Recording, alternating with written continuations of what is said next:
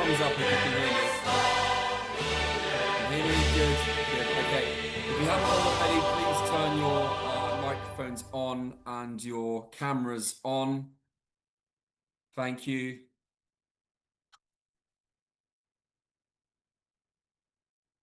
Great. The match starts in 3 minutes.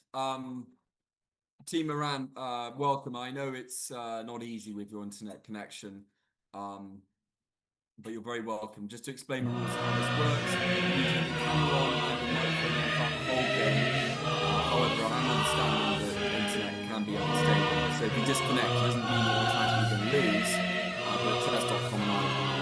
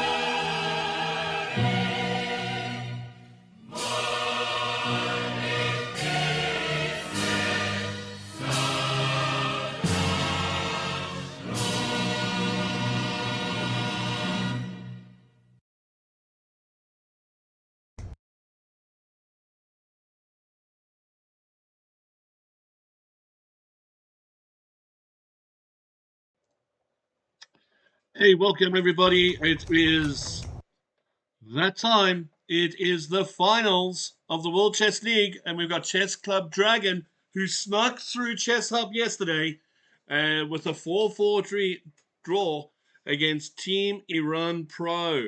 And as you can see, there are 7 titled players. We've got 1, 2, 3,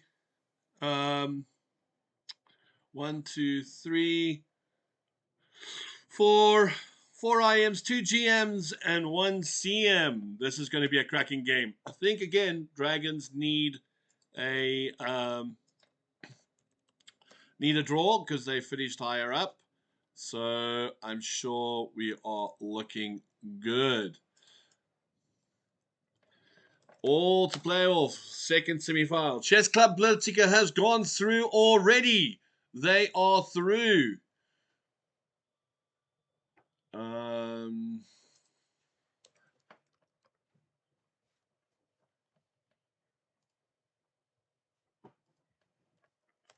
They through to the finals. They are now waiting to see who they're going to play next. So it's all to play for. Here we go. And the game starts in 8 seconds. Let's get cracking into this. We will have Andrew Judd joining us for the commentary today. So it won't be all me alone. Always good, never to be alone. And games are on. Here we go. The bird by the Cannon Master, Rebel Johnny with the bird. Here we go. What a statement that is. I don't carry an IM. Let's see what he's playing this version. I don't like this version of the bird, but it's the bird nonetheless. Interesting. Quick knight F5. Sure. Rebel Johnny, the rebel playing the bird. Here we go. Yeah, that's always a problem. That's why you play E3, not to get that knight in. B2, bishop here would have been nice, but no, he's got the dragon. The bishop would have been here, so woof. So, cramped position for white first up. C3 coming in. No issues there whatsoever.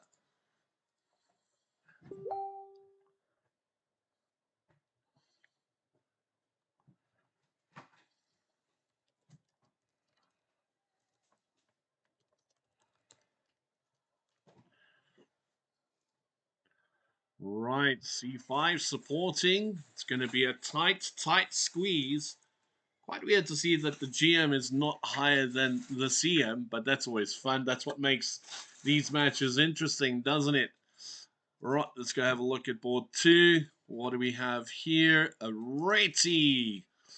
A Mr. Ratty. Well, kind of a London reversed for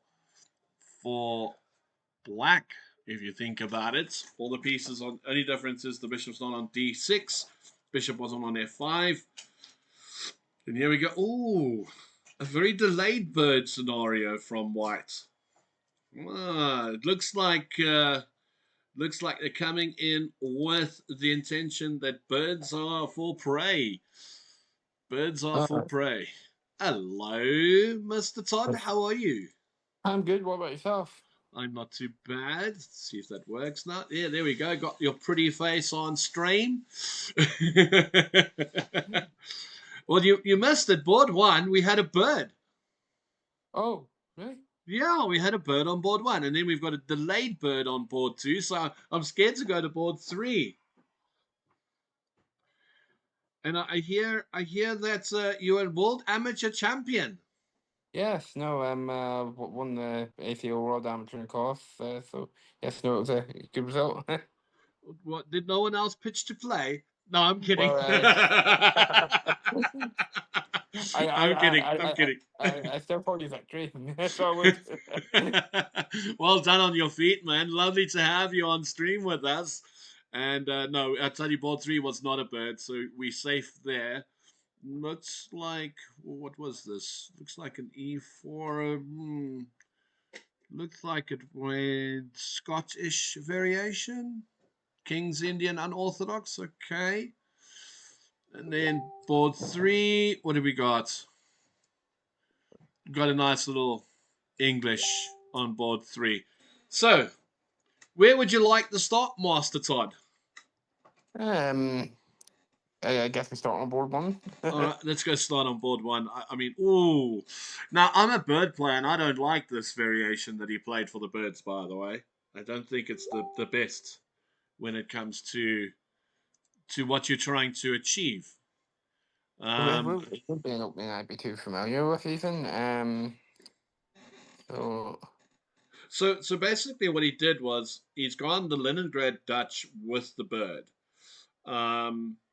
and the big issue that, I mean, look at that pawn on d3. That pawn on d3, yes, it's not doing too much in the sense of it's on d3, but it's still something that white has to worry about. And then look at those pawns on f4 and g4. They're just too far. Like, I feel that as soon as black gets his pieces rolling, it's going to be a nightmare for white. I just don't. I don't think this is, from a bird's point of view, this is not the way to go. It's a bit of an awkward position he's got himself in here. Well, you got a nice bishop g7 in now. I mean, if you were black, you wouldn't be too worried, would you? I think black's fine here. So obviously you probably want to get a wee bit more out of the opening with white. But yeah, no, I think black's fine. I mean, look. I mean, if you think about it from the opening's perspective, he's played 1, 2, 3 pawn moves on the king's side. If it's a draw, Chess Club Dragon will win the match as they finish higher. Yeah, covered that already, Peter. So yeah, so he's pushed 4 pawns. He's going to cross the king side. That is clear.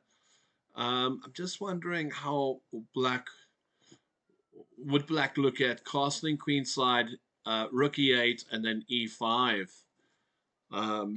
as a potential to hurt the black position. Let's see. Because I think white has the castle here. Yes. I think if not, he's in trouble. So I mean, castle's fine. I know the black bishop. Ooh, right. White is not. Black's not waiting about. I mean, I thought castle rook e8 would be the more strategical sort of play, but here we've got h5 straight away. And I think I think the intention is if you play pawn takes, rook takes, he's not casting kingside. He's saying, well, you can't get to my king in the center. And in fact, if the king goes and stands on f8, you can't get to him anyway. Hmm. Yeah. No, he's definitely going for it. And Um, you can't blame him though, can you? I mean, White sort of handed him a very nice position. yeah, no, I think White cannot be happy at all in this position. No, I don't think White. I think Black is looking good. So Chess Club Dragon on board one, looking solid. Should we have a look at board two? Yes, I think we'll be time to move on to board 2, yeah. What is going on here? Okay. Um, I mean, this is your typical attack. One attack on the king side, one attack on the queen side. Who's getting there first? Not 100% sure. This is not how I would want to play chess. Bear in mind, this was a very delayed bird. It started off as a Retzi and then went into a bird position, just to point it out. Yeah, I guess obviously for this, you definitely have prepared your opening knowledge well. I would imagine Queen A6 looks rather juicy, doesn't it? For black, yeah. Yeah, I guess that should work. I mean, Queen A6 with the potential of Bishop to A3 is always a potential. Yeah. Oh. Was F6 really necessary here? I don't know if it's a bad move. Yeah, but was it necessary? Well, it probably wasn't necessary, but it's definitely, you maybe just wanted to wait and see what he's going to do. Okay, but hold on. I mean, I'm just thinking here. I mean, this is one of those clear classic cases of attacking on the queen side and the king side. Now, from Black's point of view, after Queen A6, what does White have?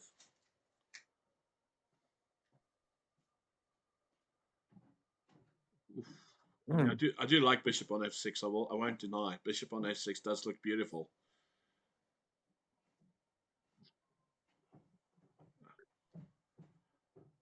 But I mean, I just thought that Queen A6 had more bites. Oh no, no, no! What is White doing? Is White? I don't want to judge White here. White's the GM. Let me.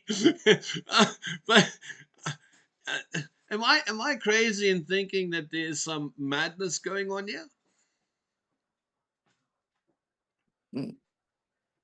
It's not for me really to judge the GM, but well, I do think. I think Black's probably better. Yeah, but I mean, Yeah, okay.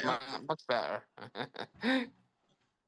I mean, I would love to play D takes C and then D5 and say, well, what are you going to do about all the weaknesses on your king side? I still want Queen A6. I want this queen to come and visit the pockets. Queen to A6. Yeah, Queen to A6, definitely. I want to visit the pocket. How's it getting? No. Well, So you play Queen A6. It would have gotten a lot easier before C4. Yes. Admittedly so, yeah. But I just there's no clear way. Oh wait. Queen A6 and knight takes B3. It takes B3. Actually, yes, that is a clear way for it to get in. You're correct. Yeah, that's yeah, it would be so. Maybe that's the idea. I think for that it's somewhat difficult to find, but it is maybe Queen A6 looking to play knight B3. Yeah, it's a real threat. Yeah, I do think White's position is actually almost totally busted. To be totally fair. Yeah, and again, it's quite weird because I mean, White's the GM. I can't imagine him playing this badly. It feels like he's just playing badly, or is it just me? I don't know. Either you and I are seeing amazing things here. Well, it's one or the other. Uh, I'm wondering, like, obviously, obviously, yeah, some openings can just go badly wrong. This may just be one of those cases, but um, if he'd a master, his opponent is probably a strong player too. But he spent some time on this move, so I hope he's probably seen similar to what we were talking about there. Yeah, no, 100%. If we get Queen A6 on the board, I'd be really interested to see how you How go it, about even trying to defend that. yeah. Um, But do you think he might uh, be distracted by Queen takes F4 here? Queen takes F4. I don't think that's like he might be distracted by that, but yeah, that's a totally playable move. I guess I'm trying to look at Queen A6. What defense we just? Oh, Wow. knight. Knight C7. That's definitely not one of us. That's definitely not one thing we've been thinking about. Knight No, C7. Again, I mean, I get the idea of trying to get your rooks in because I mean Queen A6, Rook B8 yeah. it does have merit, but like the knight on D8 was covering C7 and D6, so the knight on B5 I didn't just really have a move. I I think it just gives a weight a chance. Like swap off knights and then try to pray for a defense. You know, I guess maybe the idea is to get the queen on C7 so it maybe does guard against any counterplay on E5, but like I don't think there is any counterplay on E5, but it would just be maybe that's what the thought process is behind it. I think I know what he's thinking here. I think I know what he's thinking here. So after knight takes, queen takes, immaterial white plays. Black plays e4. Now the knight can't go to e5. Even if bishop takes, pawn takes knight. I'm thinking that's the idea, but again, then the knight just goes to d4. So I don't understand why he's sort of looking at these two pawns to push forward. Like I don't think they need to go anywhere. I think what you really need to do is being hitting the weaknesses. Like b3 is a weakness. Yeah, and it's clear he's totally won the queen side. There's no attack coming on the king side, so he should be looking to attack. Yeah, I I think mean it'll be you got to be attacking. Yeah, there goes knight takes knight, queen takes. Okay, you can't play for. Ooh, the knight comes back. Oof. The knight comes back. it's an okay defensive attempt that. Rook b8. Rook fb8 now. Yeah, Rook FB8, 100%. You aim down on the weaknesses. So I can't think of any other moves apart from Rook FB8. Yeah, Yeah, there it is. yeah, There so it that is is. right. Um, The rook can't go to b1, so they can't play bishop to c1 either. so you're Or gonna be c3. looking. Rook A3 now. Is that playable? Rook A3. Yo, rook a3 looks delicious, eh? Rook Rook a3 A3. Rook looks A3 delicious. looks very very promising. Um, I think yeah, Rook A3. I think it's the knockout blow here. Queen b7. I mean, queen b7 has It, merits as it, well.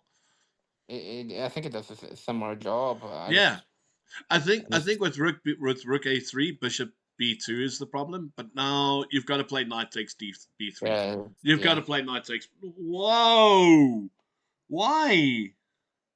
I don't get that. I always thought, mm, Oh my gosh! oh, Are these guys playing a different game? What am I missing with pawn takes pawn? I don't think you're missing much there. I think Pontic's. I think it's clear that it's clear. Maybe James tilted or something, but I think it's clear. Yeah. Oh wait. Your queen was hitting. Your rook on H1. That's what we were missing. The queen on Right? h1, the rook on h1 was hanging. Okay, Yeah. yeah, Yeah. yeah, yeah, yeah, yeah, yeah. With you, with you. Yeah. Yeah. Yeah. Makes a wee bit more sense. Okay, now rook g1 makes sense. Yeah, yeah, yeah, yeah.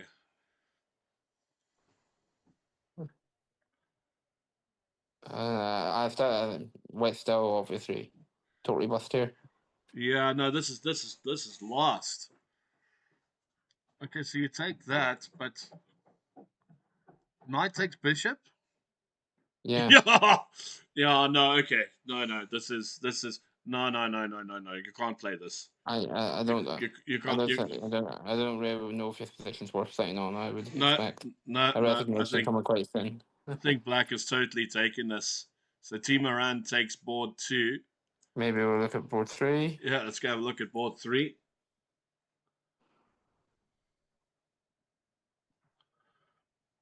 What's going on here? I mean, this is a bit more tighter, and time is now also playing a role, isn't it? Yeah, well, you're both down under 4 minutes. Black down under 3. This position looks interesting. Obviously, all your heavy pieces are still on the board.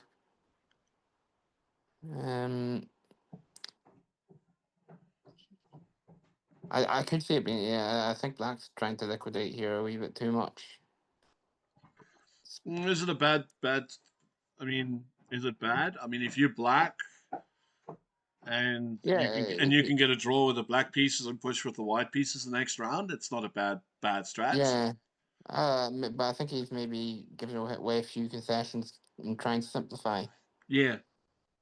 So yeah, that's more your worry. I think wait. I think this is a like 2-result game. I prefer to be white here.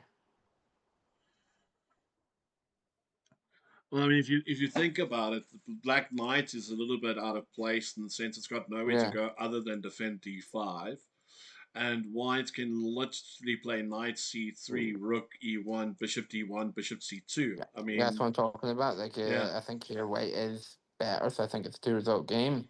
yeah, Um, yeah. There we go. There we go. just yeah. Rook e1, Bishop d2, Bishop c2. I can't see anything other than that being played. Can you? Yeah, no, white's pieces are just all Yeah, there we go. very easy to play. And look, the a4 pawn's also in trouble, eh? Yeah, so A4's in trouble. Yeah, You a4, could see b. bishop Yeah, C2. It's just you called it. White looking a lot better. This oversimplification being a costly affair there. Okay, now yeah. Bishop c2. Oh, he just takes it straight away. You just take it straight away. Yeah, Yeah, why not? you're trading down just pawn up. And you got the white squared bishop. Um, It's still not easy, but I think I have to say it was always going to be a 2-result game after your yeah, simplification. yeah, 100%. Still slight advantage to white though. White's got a slight advantage. Yeah, no. Well, I'm hang on. trying. After pawn takes pawn, bishop takes pawn, rook b4. Yes, but that's what I was looking at. Then the bishop's got to go back to d7. You can play rook b7. Yeah, and And then yeah. you can start looking at playing b4 and getting the outside pass pawn, or Yeah. b3. Yeah, I think what. Uh, Whoa, f4. That's interesting. I think that's okay. Like a long term, I think White's just slightly better, so he doesn't need to engage in things like that just yet. Yeah, and I think also with pawn takes, you've got rook takes, and you got the same idea, haven't you? Yeah. So by playing f4, you're activating your king. Yeah. Team Iran on board 2. We saw the massacre happening there, and that game came in straight away. Shall we have a look at board 4? Yes, we'll go to board 4. Just remind me again, is it does Iran have to win this? Iran has to win. Chess Club Yes. Dragon need to draw. A minimum of a draw for Chess Club. They've got a two-way out. They've got a draw and a win, whereas Iran have only got a win option. You've got to win. Yeah, no. Blacks must be better here. Comfortably. Black has a nice position, that's for Yeah. sure. Again, it's much easier to play black here.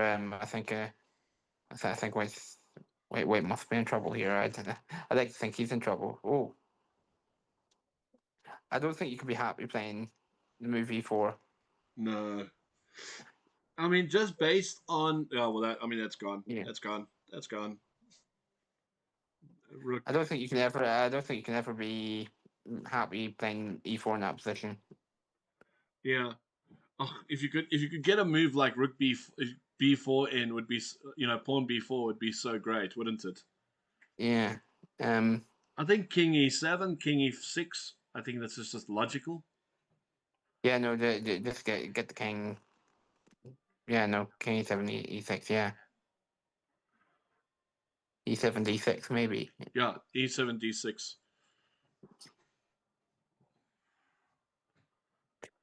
It's it's maybe overly ambitious, but could the your king actually look to like march around and maybe maybe get to c7? I don't think it's likely to get there, but you never know.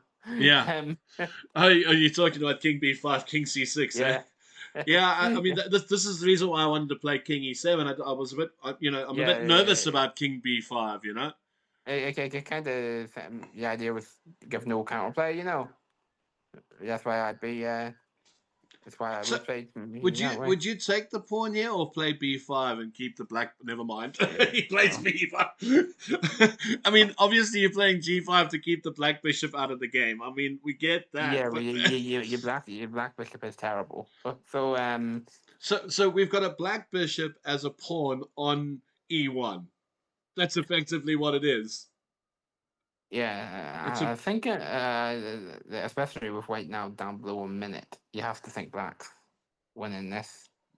And if I'm not mistaken, if I take the results as they come in, I'm sure we said Metaforce was going to be winning, and Jude Bellingham is winning, so that would make Iran 3, and the top board, I think we said Vincent was winning, so to make it I'm 3-1 glad. going into the last round in the last I'm gonna phase. go back to top board and see just where that's at. Oh, yeah, is black one? Yeah, no, black's killing this position. Black's absolutely killing this position. I'm just having a quick look on board 3. It's not as, I mean, oof, interesting. I mean, white is still doing better than black, but oof, it's tough. And there's an outside passport. Oh wow, my gosh, the I I violence. I, I think you pawn will win this. Say the a pawn, yeah. But this is Yeah. there's some violence in this. I th- yeah, well, they both rooks are country on pre, so yeah, it's yeah, kind of indicates there's a bit of fight in this Yeah. game still. Um, if it was opposite colored bishops, I'd give black good drawing chances, but I think we're same colored, as and yeah, outside pass ball, and I think it's very hard to see like eventually a4 is going to be played, and I don't really know how you respond to that. Yeah, he has to play rook a5 here. You can't leave it. Yeah, And the problem is after rook a5, that rook can't move. And then you've got rook b7, which makes the bishop having to move, and then you can just can you just take your pawn here, with your bishop? Yeah. pawn takes. Yeah, I don't know. Can we play rook? Oh, that's interesting.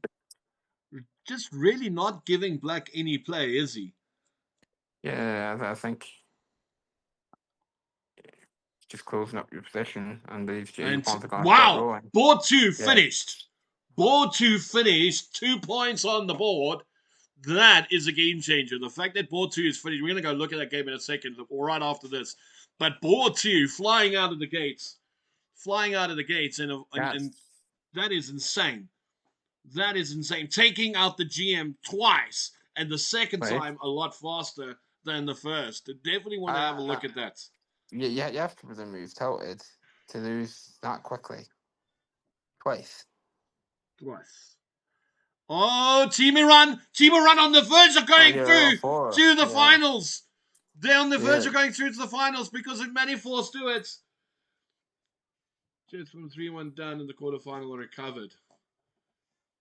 Well, 4-0. Premier they're on their way. It's 4-0. It's Mediforce. We're staying with Mediforce. Mediforce pulls this off. I Team think Iran in the final. I think your pawns have got rolling. I think this is game set match. This is all she wrote. I think you resign here. Do you Maybe play resign? on You because know you got to yeah, fight. no, I think with your position, yeah, you probably have to play it on, but I don't think there's anything to play. No, I agree with you. 9 seconds. I agree with you, but There we he's go, done it. 5-0. Teamy run into the final. They are into the final. Irish rocking performance. 5-0. That is some intent. Oh, That is some 41 to intent. oh, yes. Yeah, I'm shocked at 5-0. I did not say yes. No, I did not. But I want to go see game 2 quickly on board 2 and what actually happened. It was a Nimzo Indian.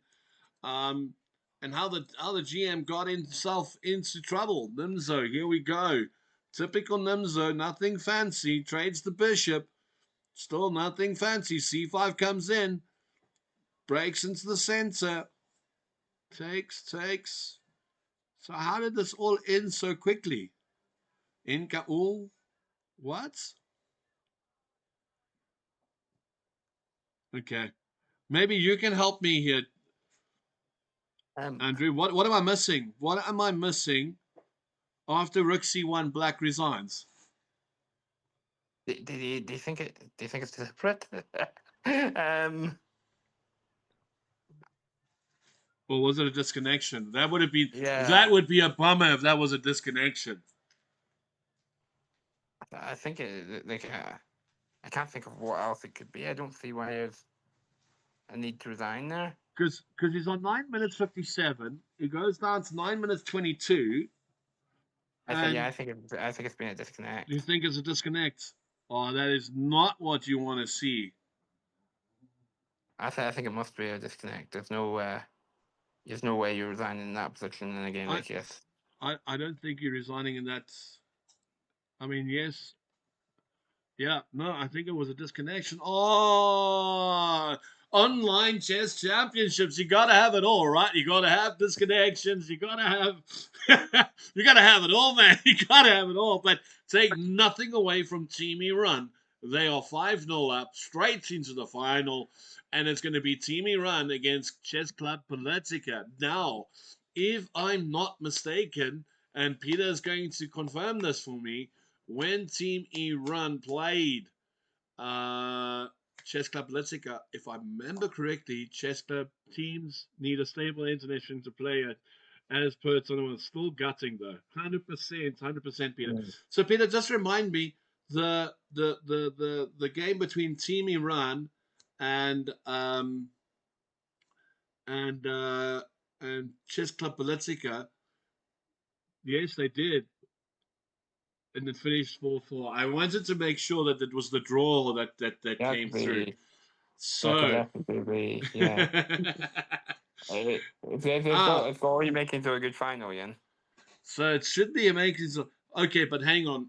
So here's a little bit of strategy behind that as well. Like they drew 4-4 um in the league stage of the tournament, where I think the draw sort of solidified Chess Club Politica to be in the top 8 or whatever it needed to be. So, was the draw 4-4 a real 4-4, or was it a 4-4 like we'll take draws and get out of here and just, get to the next I guess, stage? yeah. You know, Well, Chess Club Politica, obviously, you're reigning champions. I think because they've done it before, you probably have to be favourites. oh no. Listen. They're not favorites. They're not favorites. They are outstanding winners for this at this point. It's not even like Yeah. Team Iran are such big underdogs in this going into this final. But Which team around are playing with somebody who's not even titled on the bottom board. yep. And let's go look at Jude Bellingham, and again, he's not playing badly. So even though he's not, even though he's not titled, he's not playing badly. So it's going to be a good one. They might have more Yeah, players later. No, don't say that. so I think it's a very equal position. Was it a London to start or um, no, it was a what's that Tarash. board? Oh, are you looking at board 4? Yeah, No, the Tarash. Danish. Okay. Yeah. I was wondering just how your bishop got to d3.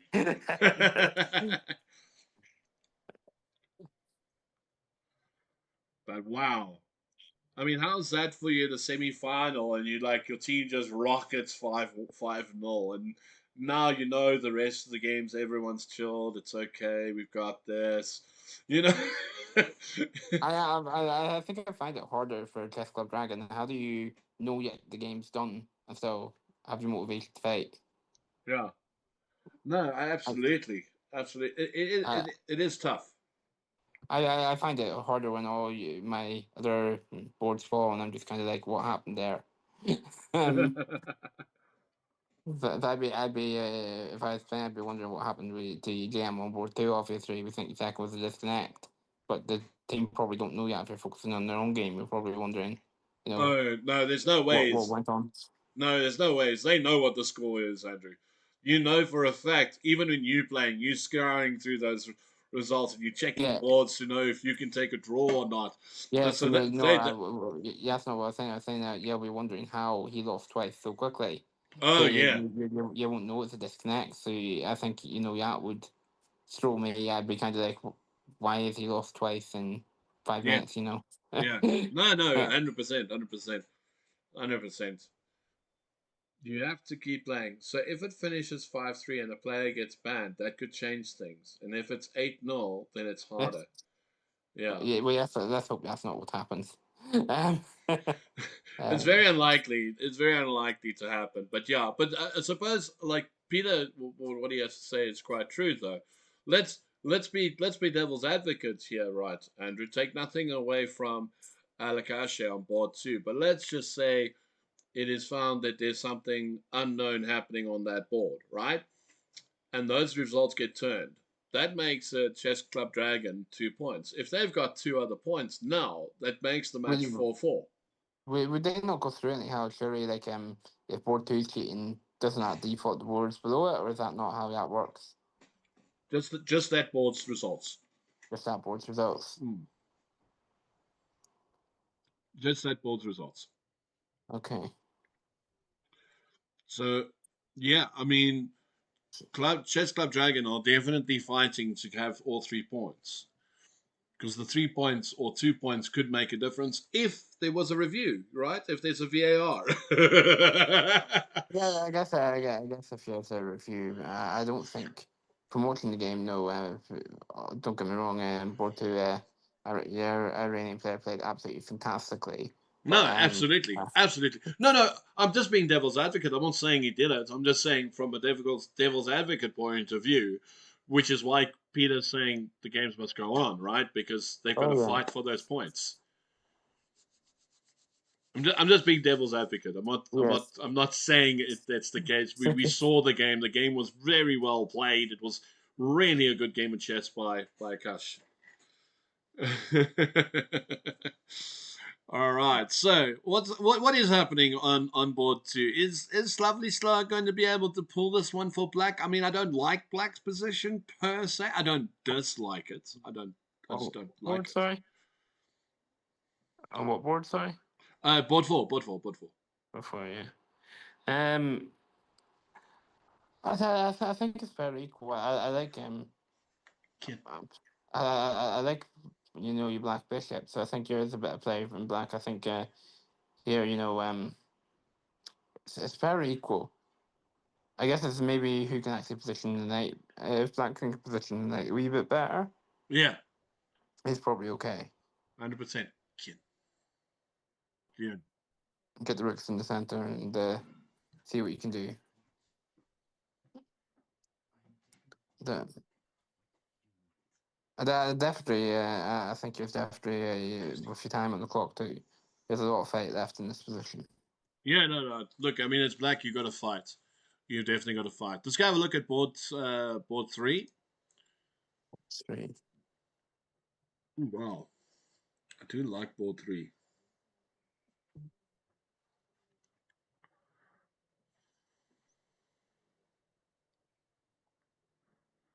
I mean, this is a scenario where do you like the bishop and knight more than you like the two bishops, or do you like the two bishops more than you like the bishop and the knight? Well, in most situations it would be two bishops, but I'm not actually sure about this. Um,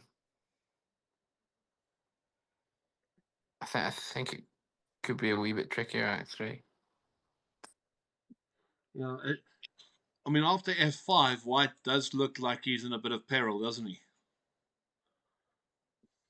I bet it is just. Hmm. Now, Team Iran have definitely turned up to play, that's for sure. Yeah. I think. I do think White has good chances here now. Black. I would prefer to play black. Don't get me. Well, yeah, no. Actually, after that move. No, listen. Yeah. Right now, I want black. Just give me the Yes. black No. pieces. I can finish this off in about 3,000 different ways. Yeah. No. Okay. I think black's. Yeah. No. I mean, How can you what do you play here? Yeah, rook. Yeah, rook g to. I imagine queen. You put the queen on the h file, do you? I don't know. I mean, if it wasn't for rook g1, rook b6 was coming.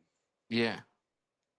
And I still want to get rook b6, rook h6 rather.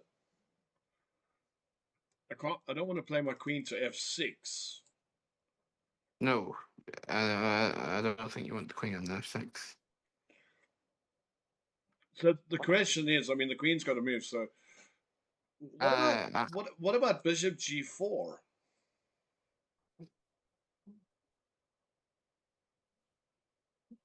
well, I don't think that can be played yet. And I'm going to be mean because if you play h3, I'm looking at h5.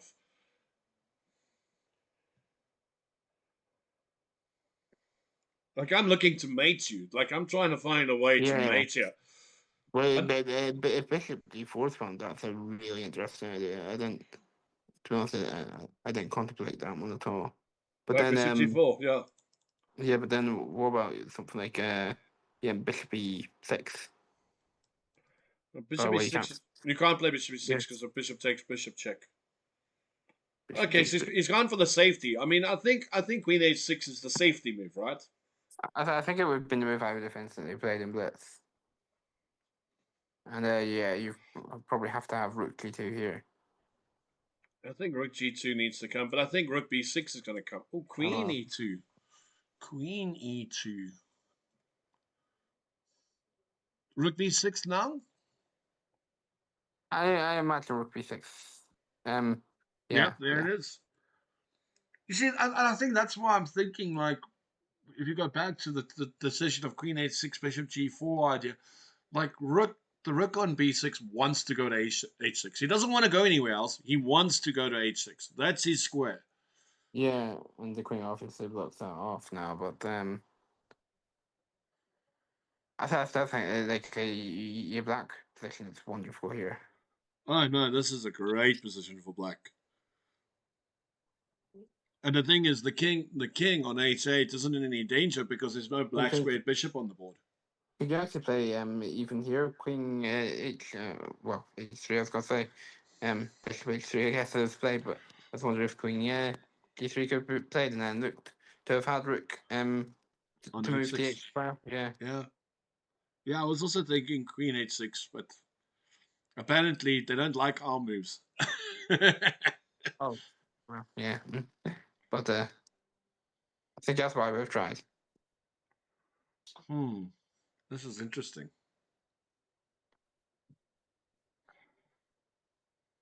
I think it must be a more precise way to convert, but I Yeah, guess you could even end up with where's that route going if oh that's that's a brave move. Can you even get something along the lines of I wonder if it's playable bishop b or sorry e3 is that playable? bishop e3. Oh, what a nasty move. I wonder if that's playable. It looks horrible. It's what I would want to play for the last few moves, bishop e3. I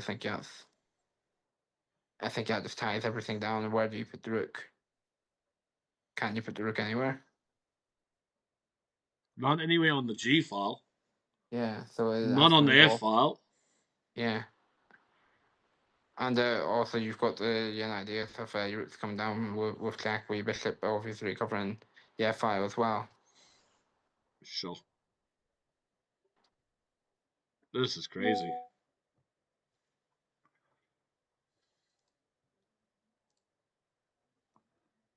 What I'm saying is bishop e3, and then no matter what move he plays, you've maybe got, I guess, queen on the g file somewhere, either g7 or g7, I think.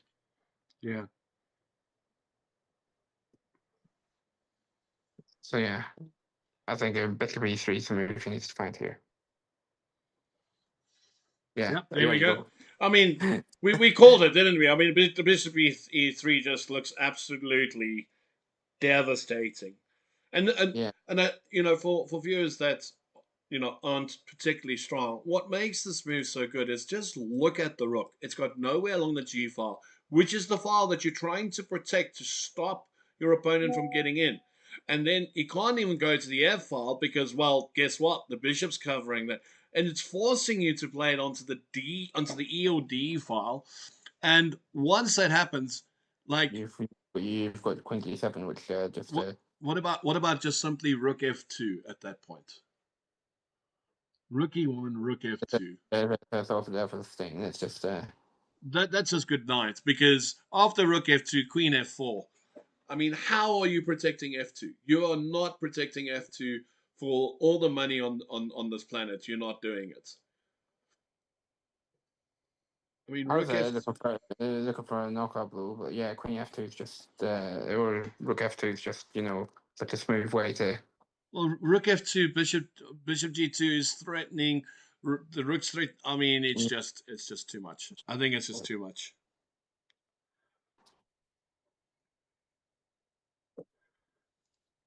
So, And I think Goran has noticed that bishop e3 is more powerful than he would like to admit.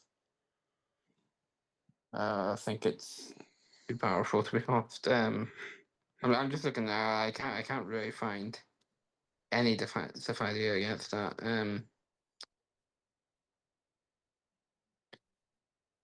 Okay, what about what about root? No, that doesn't even work. I think that obviously, you need some way.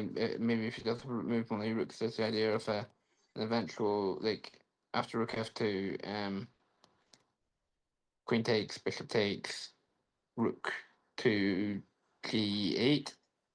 Could you get a smaller mate in there maybe? Rook g8. After a move here, if you can keep your rook on the g file, so maybe I don't know, rook g3. You play f2. rook f2, queen takes. Bishop takes. Rook to g8 jack. Oh wait, I've actually found the mate for you. If you play rook f2, right? Yeah. Then queen takes, bishop takes. Then you play. Oh, it doesn't quite work. The rook is in the way. I thought knight f7. f7, yeah. And then rook g8 mate, but the rook, you're fine. You're actually fine. No, it didn't quite work, but it wasn't. I thought it was a way to. Yeah, no. You gotta look at all the options. I think rook f2 now is also just enough. Yeah.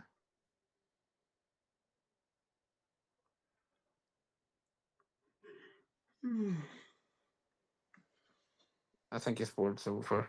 Yeah. Shall we go look at board one? Yeah.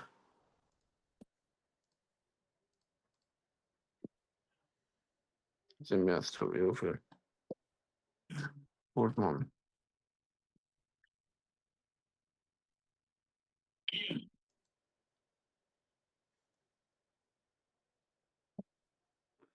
Rook c4. What happened to the queen? What? White doesn't have a queen. um. Yeah. But okay. I mean, Wait, two doesn't have, two but, big results for Team Iran: the CM taking out the IM and the FM taking out the GM. but, uh, it's white bust here. I don't think white's bust. Like it's equal material. Yeah, I don't think White's winning. No, admittedly, white's not winning. But what about something like Yeah, no, you can't even do that. I was looking something like, oh,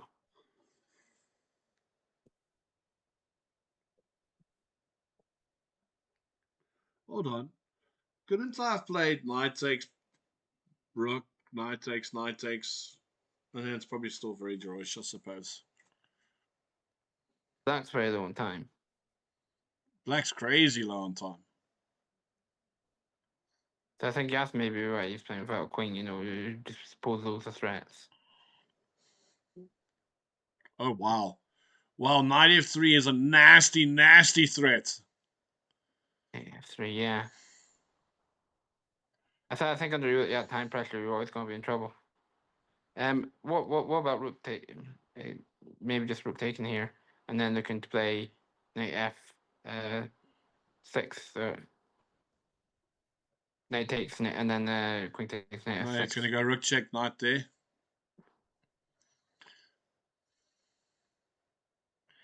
I would play rook takes and then knight f3, I suppose. Rook takes knight f3.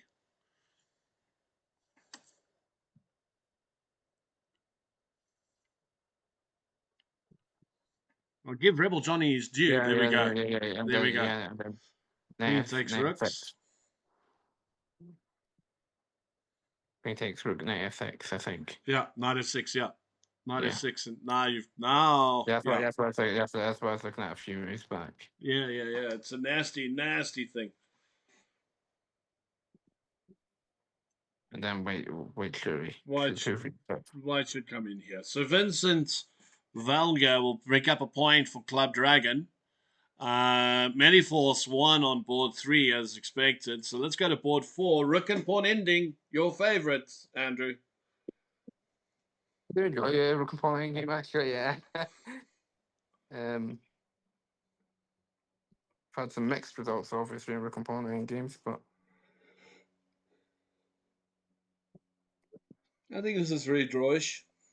it looks very drawish. But the thing is, if both players are getting lower on time, you have to fancy I'm sure in this position. Yeah, and Valga did pick up the points for Club Dragon. Yeah. So they've got one. They need Slavia Milanovic to pull up something here. I think your position, whilst it looks very drawish, you probably have to fancy IM slightly in this position.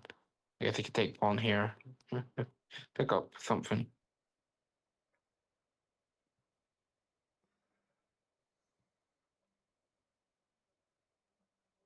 Like it should still, position should always be a draw, but I think you take pawn. Maybe you see if he's happy in this position. Yeah, no, I don't expect any surprise results, but you take pawn, and you can maybe play something like rook b5 here, see if you can get a break. I don't know. Rook b5 and then king. Yeah, try to ignite some kind of pawn race, but I think it's probably a draw.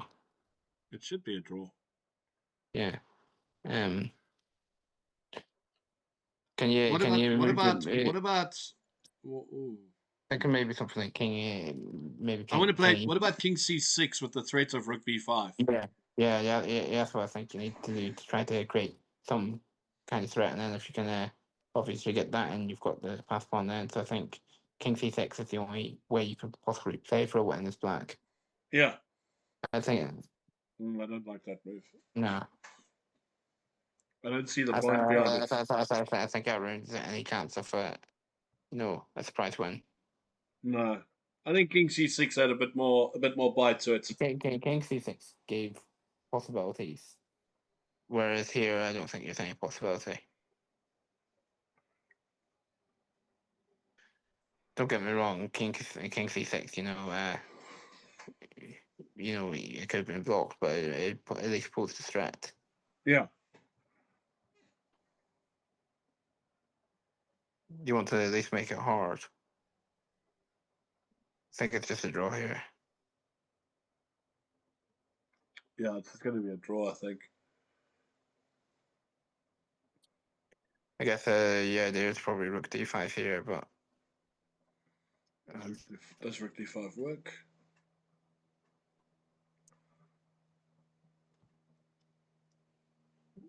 Rook d5 is, I think rook d5 is the same as king c6, rook c6, rook d5, rook c5.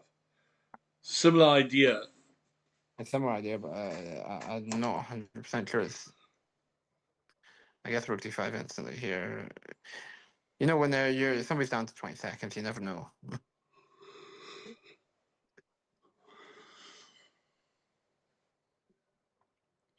Do you play rook d5 now?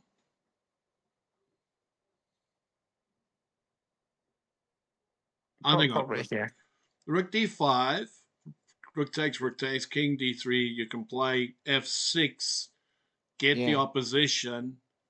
Yeah, there goes rook d5. Yeah, maybe black wins because of opposition here. Well, Pawn I takes, think rook takes rook. I don't think black's winning that. No. If you play rook takes rook now. I don't think rook takes rook's winning. No. Okay, he didn't go for it. I don't think it was winning.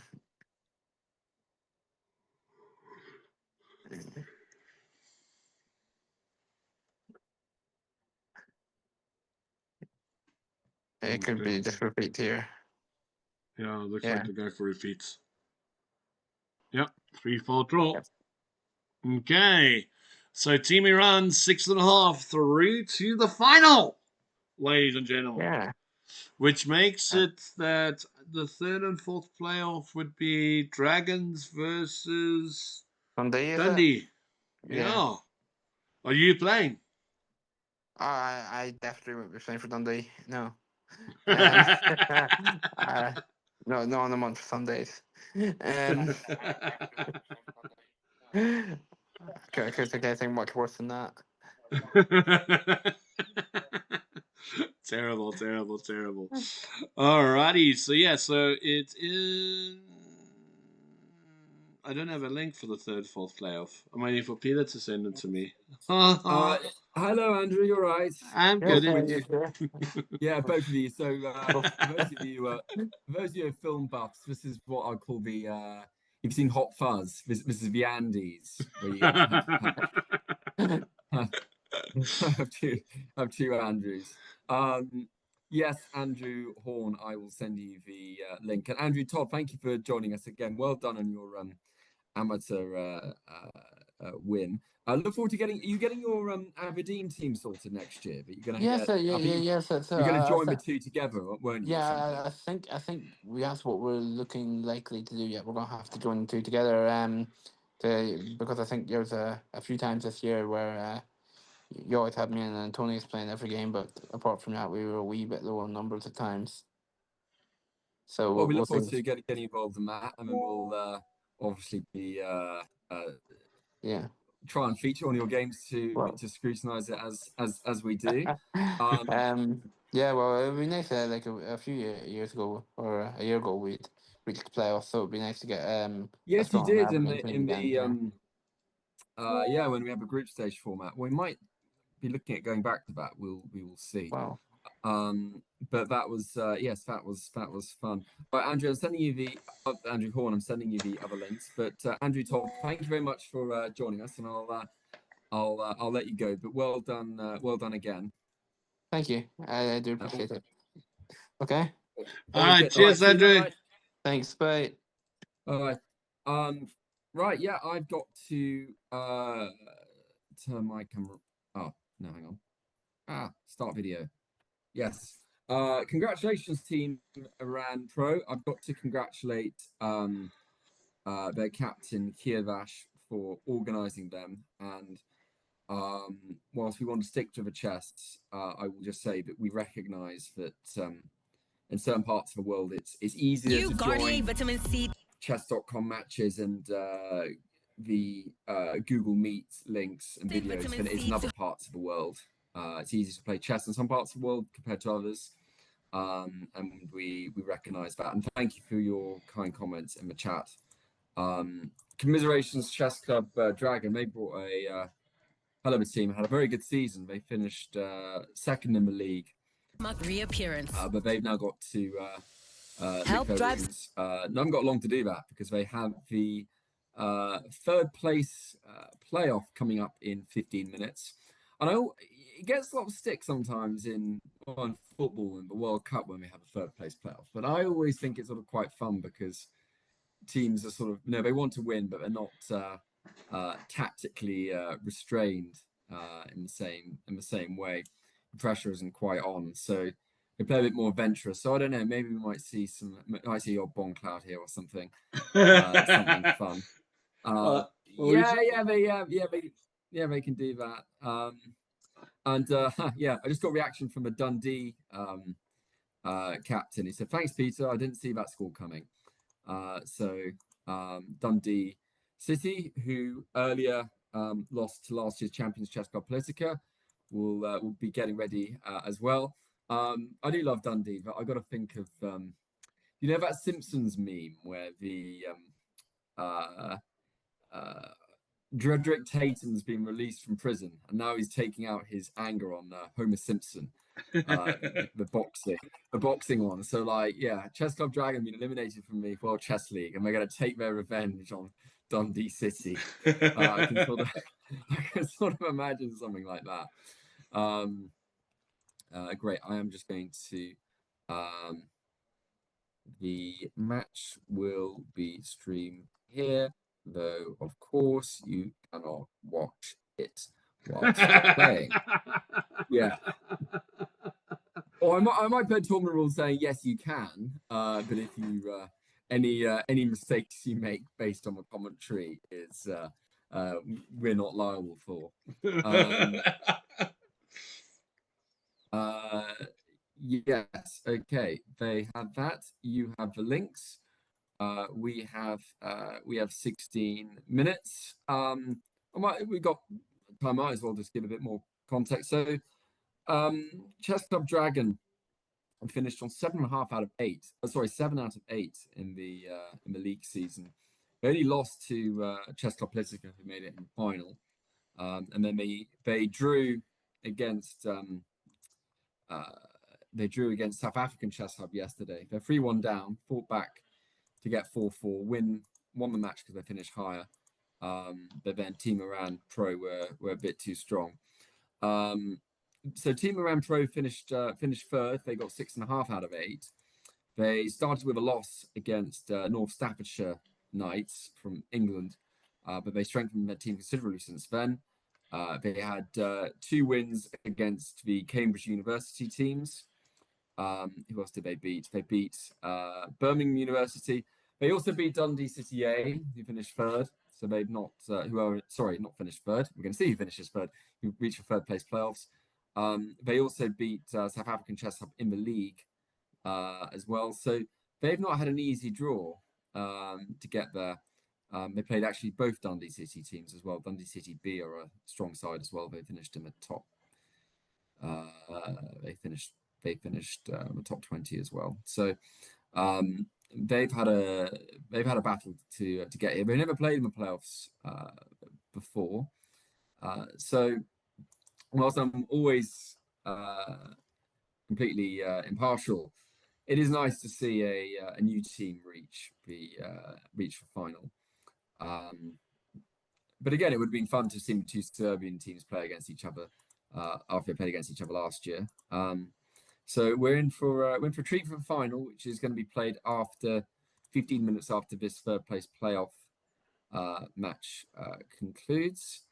I am just going to tell again the Um, uh, Nenad Radosevich is the captain of Chess Club Dragon, and David Findlay is the captain of Dundee City, both terrific and organisers.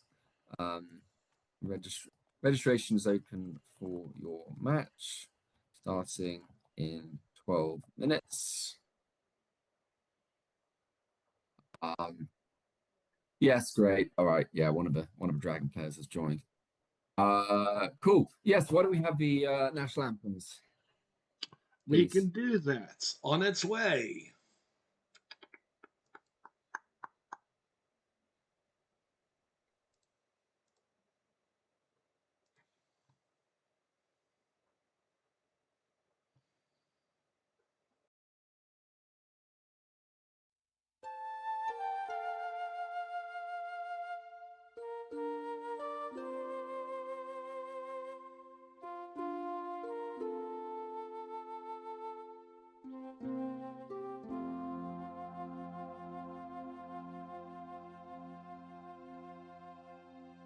O flower of Scotland, when will we see your like again?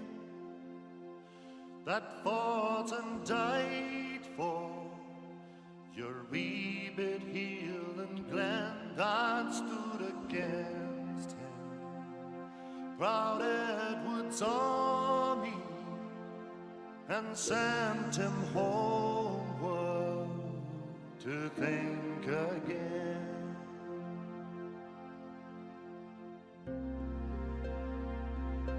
The hills are bare now, and autumn leaves lie thick and still. O'er land that is lost now, which those so dearly held, that stood against him. Proud Edward's army, and sent him homeward to think again.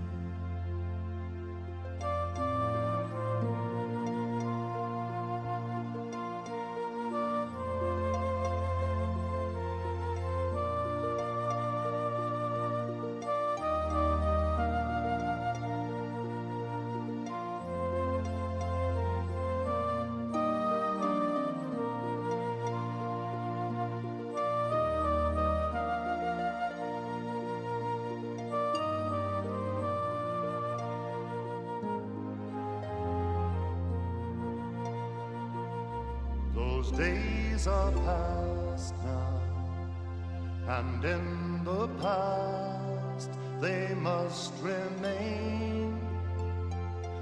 But we can still rise now and be the nation again that stood against him. Proud Edward's army, and sent him homeward to think again.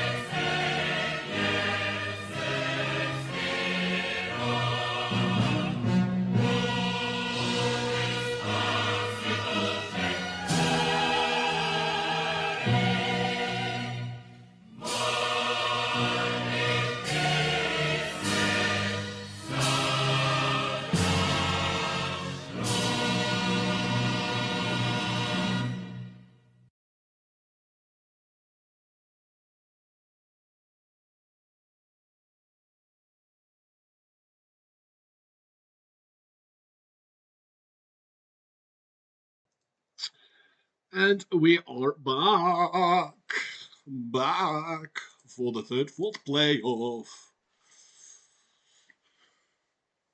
So how's your hot chocolate, Andrew? It's freezing here. I mean, it's not England cold. Let me rephrase that. It's not England cold, but it's cold enough that I want hot chocolate. Well, is there summer there? Or was it winter? It's I get winter. the hemispheres mixed. It's It's winter. winter. Oh yeah, it's the hemispheres, isn't it? Yeah, even though we're the same time zone. Yeah. It's your winter. Yes. Still, I do like your winter because it means we're an hour closer together. Yes. When does the So new that is, league season start? good question. I will send an email about that next week. Probably in September. Okay. Probably in September. You can keep the two teams for heroes. You can have that as confirmed. The juniors team and the senior team. Seniors team. Yeah. That's fine. That's good. Yes, good.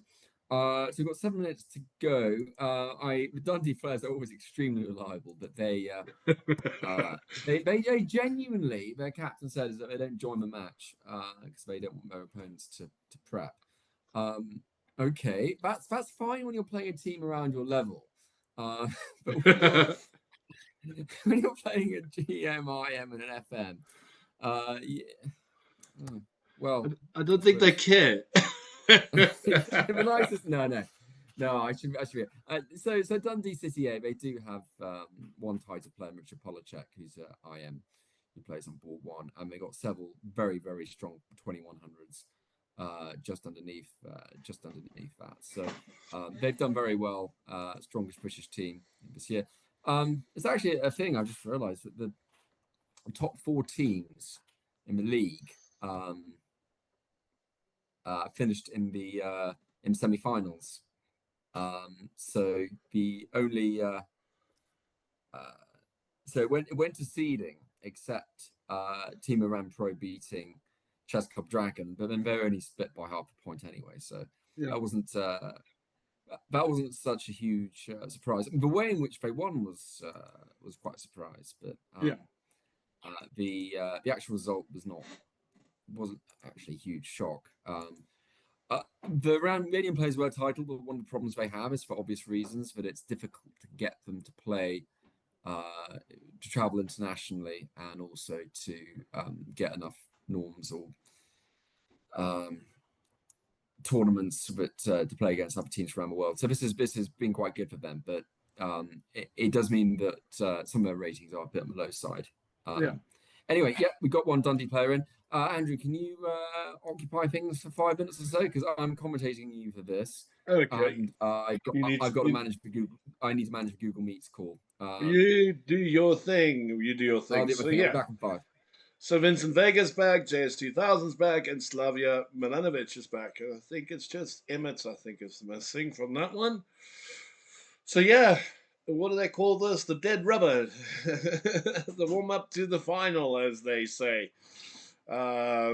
Chess Club Dragon versus Dundee City. I'm sure they're going to... Yeah, it's Garanas. Sorry. One thing I should mention is that the winner of this match does receive a prize. They get £250 worth of chess and bridge vouchers. They are the co-sponsors who've been back with 2020 Chess and Chess Club, and World Chess League. And you can see their website there. Andrew, I got an exclusive announcement. You have been awarded streamer of the season. So thank you, Chess and Bridge. Yes, you will receive vouchers as well. So these teams do have something to play for. And I'm just being messaged about why I'm not on the Zoom link. Anyway, just thought I'd say that. Right. Good to your thing. So there we go. Beautiful, beautiful, beautiful. We've got 3 minutes. We got UEU 556 2005-12 joining. Let's go.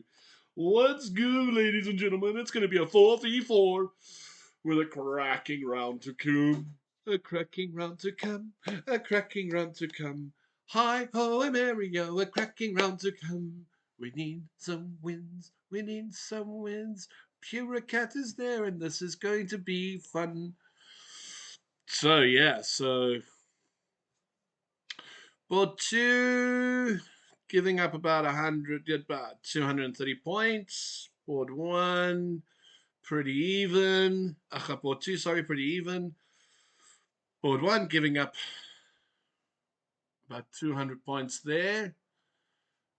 So yeah, so boards 2 and 3 pretty even. No, only 100 points difference. Yeah, maybe boards 3, 4, and 5, 2, 3, and 4 pretty evenly based. 100 points doesn't say too much from a rating perspective. So yeah, I mean, I suppose if you ripple for Dundee, all you want to do is hold for the draw, and let your boys do the fighting on the bottom boards. That would be the ideal scenario.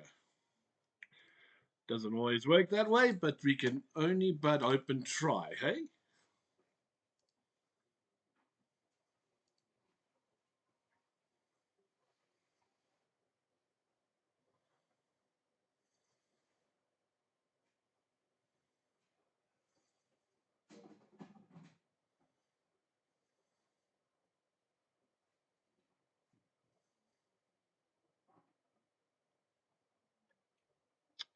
Right. Just a few more minutes and we'll get cracking into the games. 1 minute 26. Players are ready, locked and loaded, ready for the third and fourth playoff, playing for 250 pound US bridge vouchers. Let's go. Party time in the USA. Party time in the USA. Party time on chess.com. Party time on chess.com. Still waiting for more hot chocolate. It's cold out there. Waiting for my hot chocolate. It's a hot chocolate. I want a hot chocolate. Do I get a hot chocolate? When do I get a hot chocolate? All I want is a hot chocolate. It will be here soon. 17 seconds to go, ladies and gentlemen. It is going to be a cracker round 3. Chess Club Dragons taking a big hit in the previous round and now playing for the third, fourth playoff against Dundee City. Let's go into the round. And we got a d4 and e6. Barrier attack type of thing. Very strange. Well, I mean, it is also sort of a London with knight c3. What they call it. a6 is always interesting. I think c6 is the more natural move here. Bishop b4, trying to trade for the bishop and the knight here, getting the double pawns. Which again doesn't actually hurt white because they can play c4 and then c4 again when they're ready. Knight bd2, interesting.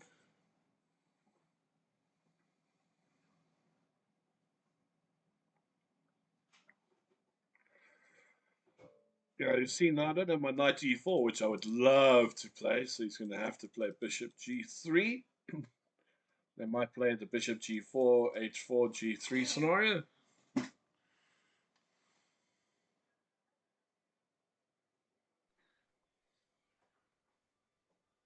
Hello, Peter, are you back? Nope, not back yet. All right, let's have a look at board 3. Wow. Hi, Andre. You're back.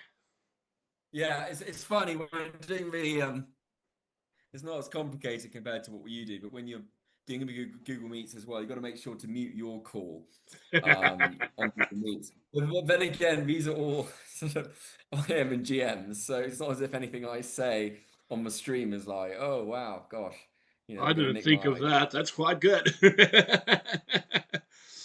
Yeah, well, no, I feel like a genius if I played me, but I played. But you're already down to board 3. Wow, okay, that's No, quick. I started on board 4. I've gone to board 3, and I'm working my way up. Okay, fair enough. I might as well just give them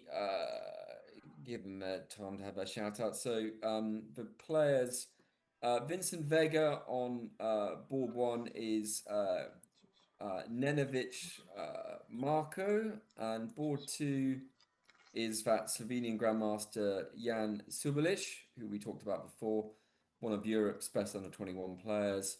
Goran Arsevic is on board 3, and then board 4, you can guess who that is Slavica Milanovic.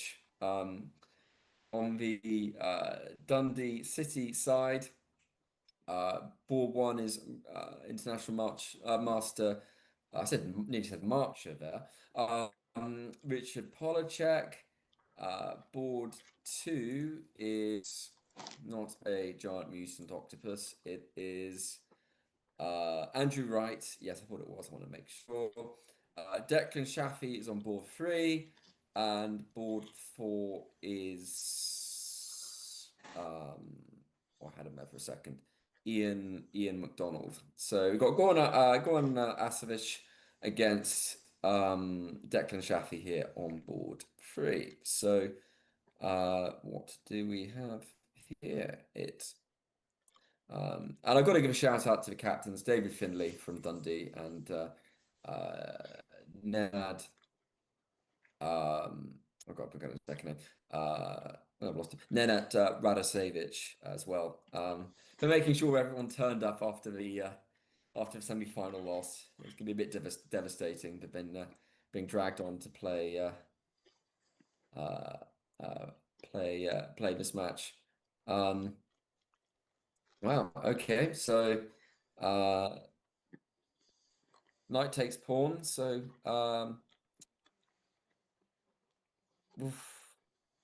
just looking in between moves there. Pawn takes no. E6. You still there, Andrew? Yeah, I'm looking. I'm trying to analyze this position. Yeah. No, it's fine. It's fine. Let me whisker away.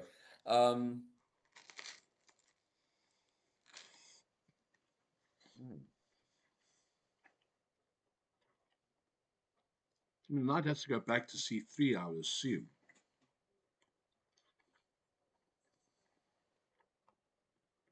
Oh no, just F4. Knight F4. Wow. Well, I mean that's yeah. I mean, you assume black's going to have to move a rook onto. Oh no, it doesn't. Yeah, I can just take.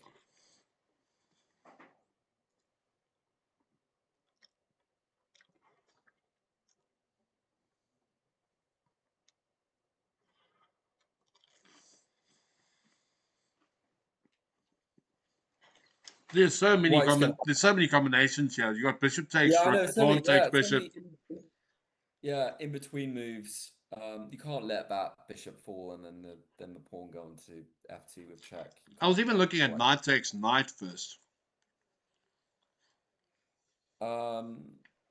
Yeah, mess up the pawn structure. But you've also got bishop takes pawn, bishop takes, and then bishop takes rooks. Bishop takes pawn. Why not? Well, because then the bishop takes it. Yeah, that's fine. Then bishop takes rook.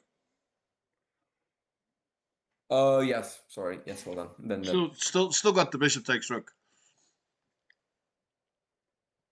But bishop takes queen takes. Still queen takes bishop takes rook. Yeah. I think Goran is. Yeah, you see, Goran's taking his time. If we're taking our time over this, it makes sense that he does as well. That's. I'm sure you must be looking at also knight takes knight here.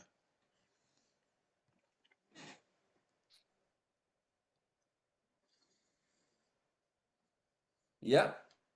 Yay, Andrew gets one. So Declan anticipated that and put in a pre-move, as you do on 9 minutes 26. I mean, obviously it's a pre-move if the player took it, but Declan obviously was thinking on his opponent's time. I think bishop takes pawn now.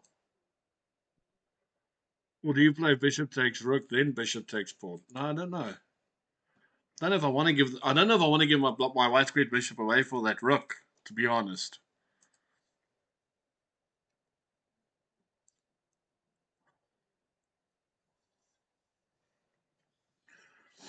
Yeah, I think it's quite useful where it is. Because after bishop takes rook, and you've got nasty ideas of like getting your getting their bishop to h3, and it can get a little bit. Yeah, he's got bishop h3. His queen will be sitting on h8 on a8, looking at g2. So you don't really gain anything except give yourself a bit of a headache. So I suppose, but that's why I was looking at bishop takes pawn first, right? Because after bishop takes pawn, but you still lose the bishop to the rook. It's the same thing, I suppose. Yeah. All right, I think board 2. White's played. Yeah. Should we go to board 4? Board 2. I was on board 4. Yeah. Oh. This is a bit of a crazy scenario. Well, that's what happens when you castle queenside. Goodness me. Just looking at the opening of this. So, Giant Mutant Octopus is Andrew Wright? Yes, that's right. And he's just gone at G4, H5. The opening has just thrown everything at the king side against the GM. That is gutsy stuff there. But this is what happens in a third place playoff. You don't have so much to lose. You can just try something like that. Knight's E4 here for white looks interesting. Oh, wow. Yes. Oh, goodness me. Yeah, that is... You like that, so, Peter? Yeah, black. Oh, yeah, there it is. There it is. There it is, yeah. Okay, but now that you did that, now what? Yeah, no, that's the thing. It's like... I suppose you could play knight to d6, pawn takes, and then the bishop goes and sits on e7. Yeah, Bishop on e7 sort of annoys the king a lot. Yeah, but you've actually got black and just go knight g8. Actually, so I don't think it's as good as it looks. Well, maybe just take the bishop, right? Knight takes c5. Just take the bishop. Yeah. I suppose you. I suppose you could. Yeah, it's unfortunate. You just have to do something with that knight. You can't just leave it there. All right. Again, Andrew's right. But you just go d6.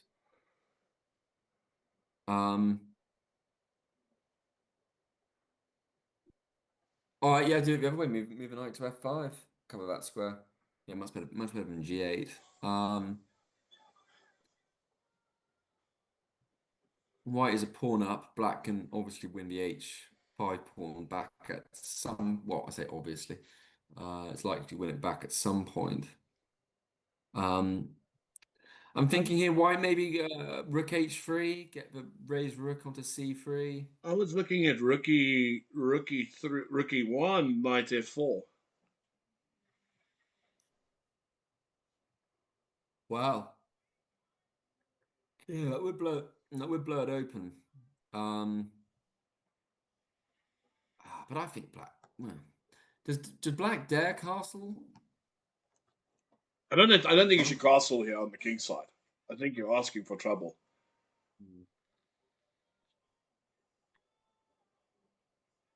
Because the rook could go to g1.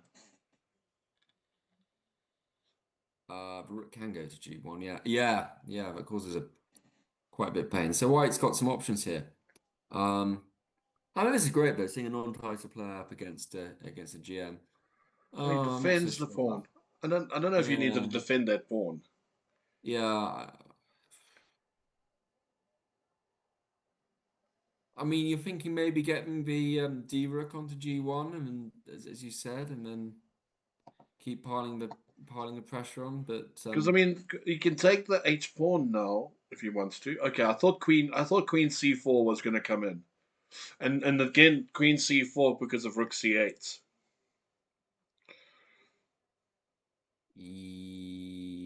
yes. And there's Oh, your there we rook go. left. There's your rook Yeah, left. yeah, And that makes yeah, sense because he wants to go put it on C3. yeah. Mind you, rook on C3 hurts, eh? Oh, rook on C3 hurts. It does. And then you're going to go rook E7.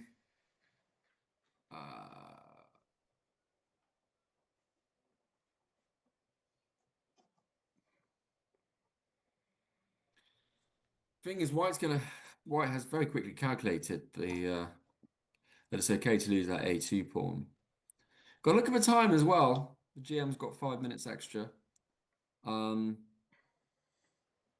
gone straight for that A2 pawn. So I would expect rook threatening late, A3. Andrew. Threatening late. Yeah, but I expected rook A3. Rook A3 was always coming. But now I think White's getting in a bit of trouble here. Especially once that D pawn drops. Well, Look what how does he many take away that? you got the D pawn and the H pawn that's in trouble. Oh, we might go for perpetual here. Oh no. Not perpetual freefold repetition. I'd still play rook C3 again.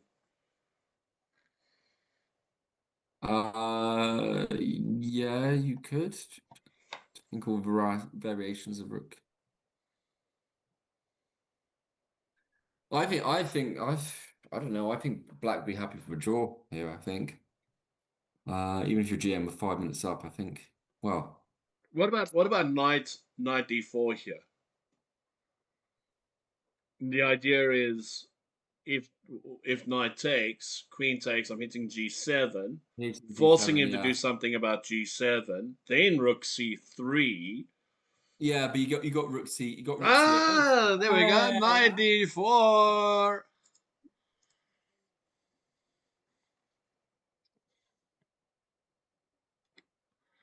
Keeping that queen honest.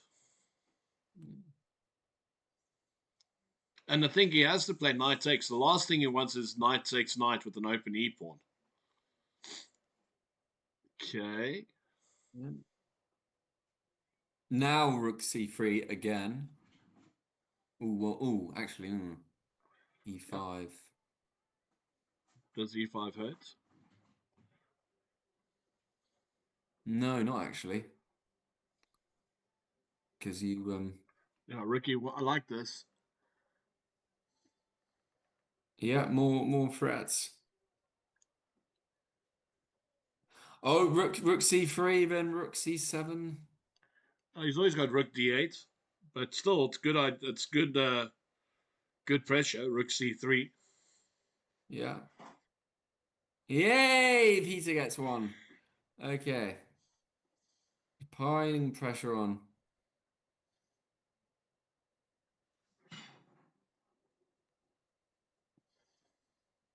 Going back and forth.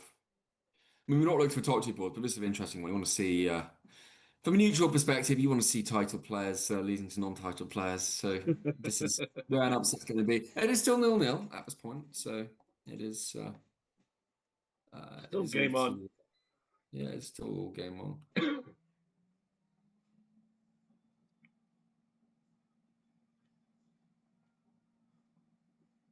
He's got to play Queen C6.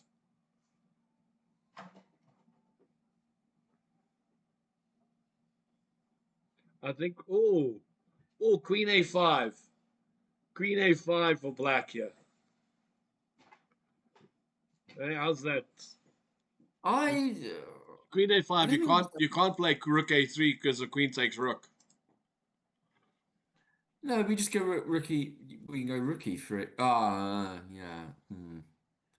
Say rookie free. Get two raised rooks. But I think rook a5 falls to rook takes b7. Yeah, I'm gonna get checked with that. Oof. It's interesting. It's interesting. I mean, the queen's only got 2 places to go, a5 and c6. Think a5. Yeah. Andrew, you're on fire today. Nice. Hang on, let me just check. I've not got my my mic on the other thing. Do I? Do I? Do I? No, I don't. They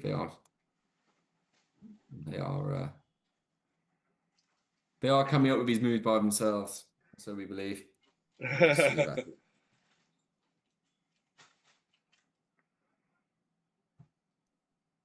And you can't play bishop d2, by the way. Mate on a1. There's your rook left, rook e3. Yeah.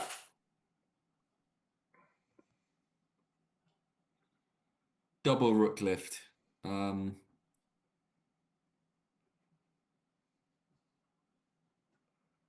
don't think you can play. E5? No, Can he not? bishop takes. I'm going to play bishop takes. I'm playing bishop takes. With all the money in the world, I'm playing bishop takes. Bishop Bishop takes, take. pawn takes, Not, rook takes, queen yeah. takes. I'm doing it. Ooh. Oh. Rook Well, takes. to be fair, you say those combinations. He had less than a minute on the clock. I think bishop. I think bishop takes is a miss there. I'm gonna cheat. I want to know. I want to. I want to know if takes bishop B7, takes. I think. I want Yeah. to know if bishop takes works. Oh, why doesn't it show me stockfish moves? That's not nice. I think you can still. Ah, no, you can't. You can't do bishop takes anymore. I did think for a second. Yeah, moves Yeah, the bishop out of the way. bishop takes is a huge advantage for white. Bishop takes pawn was a huge advantage for white. You know, Andrew's desperate to make a point when he cheats and looks up on the engine. I did so. say bishop takes first before I looked at the engine. Let me just point that out. Yeah, you did. It's right. To be fair, it's whatever you do. Movie games are played by humans, and you do analyze it. Still 0-0. Shall we look at the top? Just have just a quick run through on the top. Just Yeah, let's on have a the, look. on Oh no, the it's 1-0 to Dundee. Dundee picked up on board two. On board three. Wow. On board three. Guran went down. Ripple. Well, Ripple has a lovely position. I just don't know what that knight's going to do. That knight. Oh my gosh. Well, that's a nice place for a. It's not an outpost. For a Well, knight. it's sort of an outpost, but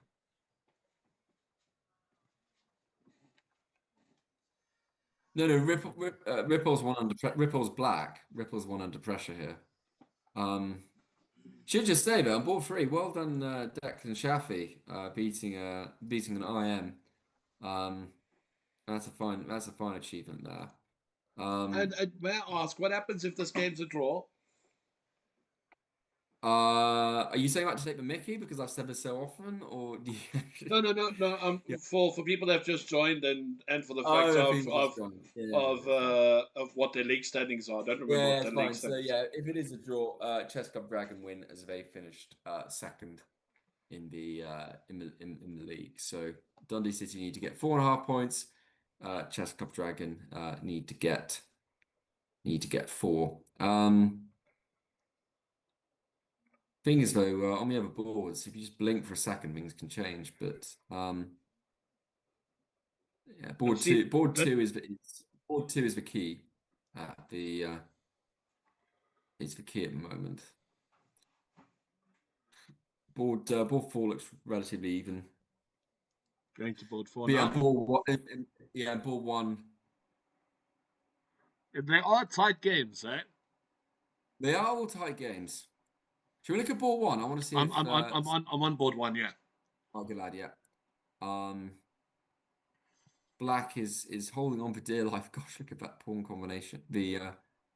Oh gosh, look at that pressure. Yeah, move your king out of the way.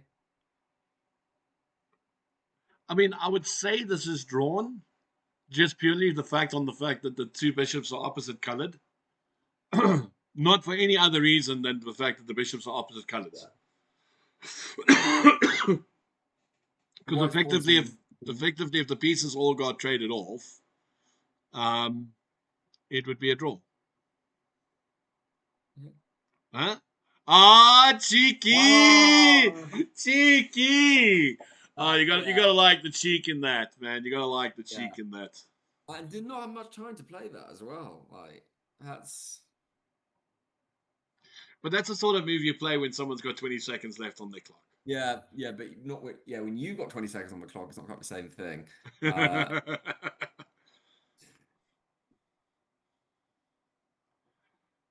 What a cheeky move.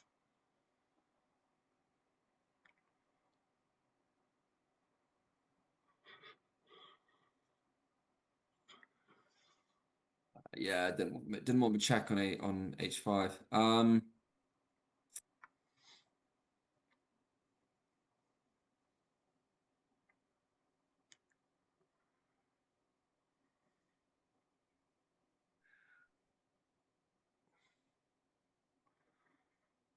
Can Black hold this? I don't know if Black can hold this. Rook B1 is threatening. Rook B1. I would have played Rook B1. Yeah, actually, that's a good spot. Yeah. Oh, that's mate. Is it? I thought Rook takes Bishop was interesting. There's Rook B1. He's zigzagged around to Rook B1. Yeah, it's a nice shuffling the pieces around by White, sorry. And Black, what are you thinking here? You're just gonna hold for dear life. Rook F8. Oof. Swap the queens off. Queen G1, I would assume. Oh, even better. Even better. Yeah. Oh yeah, Black's in big trouble now. Because now the rook can never leave. Yeah. Yeah, you just pick things up.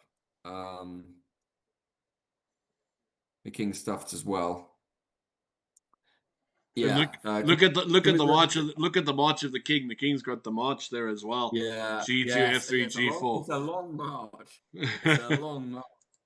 But yeah, you can see that. So shall we go to board 2? Well done. Yeah, back to board 2, yeah. So the GM is a piece up. But wow. But 2 pawns for the piece. 3 pawns for the piece, isn't it? 3 pawns for the piece. I just assumed the pawn on D6 was gone. Yeah. So we've obviously missed. We can't get back to it now, but we obviously did miss a fair bit. But we saw some good stuff in the other board as well. Yes, and Giant Octopus is fighting me. Yes. Does he push for as check? Giant Octopuses tend to do. Does he push the pawn? No, he defends the pawn. If he can trade the 2 pawns off, the pawns off, and have the rook and 2 pawns versus the rook and knight, I think he can hold the draw. Yeah. It's not going to be more than that. Ooh, gutsy from. No, this is fun when they're both. oh, come on, play A6. Both under a minute, nearly under a minute. I thought he was going to play A6 there.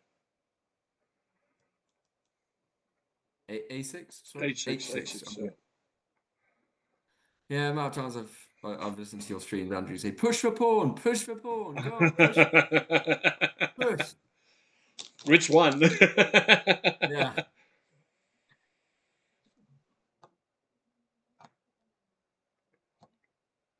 Hey, the GM's in deep thoughts here. Yeah, I'm looking at the Google Meets.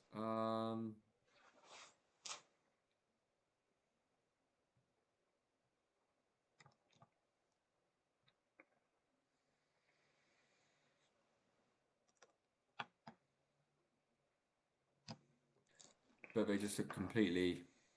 You tell they're top chess players. They just are completely chilled. Why can't I show the?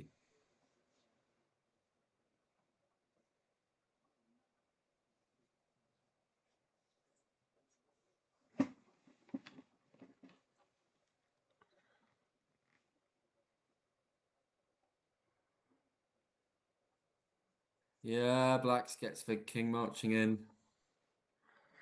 I assume that the GM will pull this off. Yeah. And the secret is to hold that G pawn. Yeah. Yeah, white panics and oh, didn't even. Yeah, can't.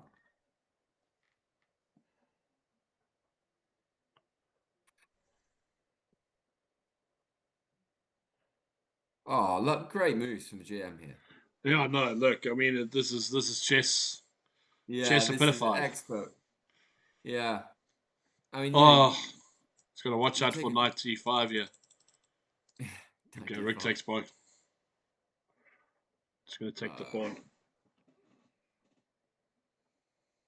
Oh no, don't do that. Just tell to get the king to stuff off for a bit.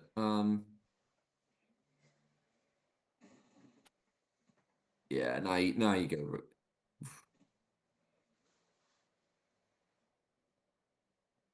No, I see rook takes out. And then he's gonna push the pawn. Yeah. Threatening king check, discover check on the rook.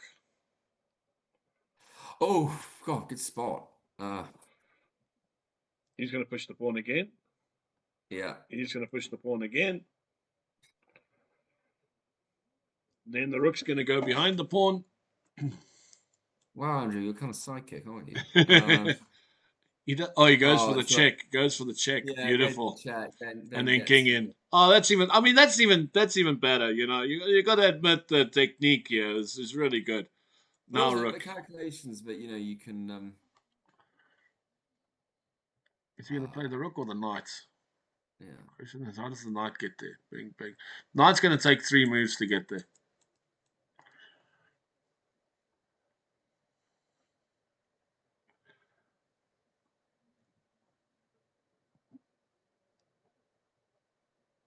Oh, beautiful. Then the knight's going to go there and pop up one of those pawns. Pop the pawn, baby.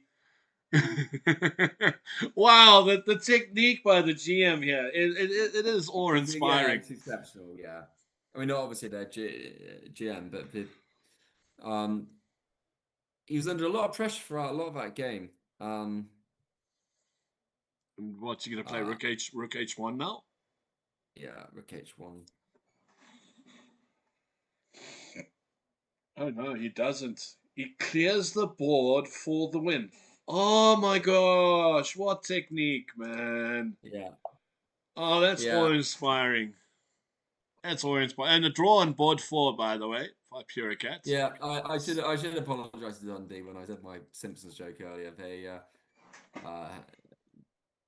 really fought well. I mean, Chess Club Dragon had a bit of a disadvantage, but they didn't have a break between these games. They only had 15 minutes. Dundee City had an hour and a bit, but at the same time, these are proper chess players. They used to be playing 4 games of 10+5 back to back. That's not the most stretching thing we'll ever do in our lives.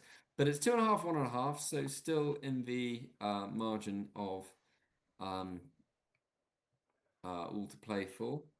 I've gone to the bottom board, by the way. I've gone to board 4. Yeah. Shall we just see how that finished in a draw? Sure. The first game,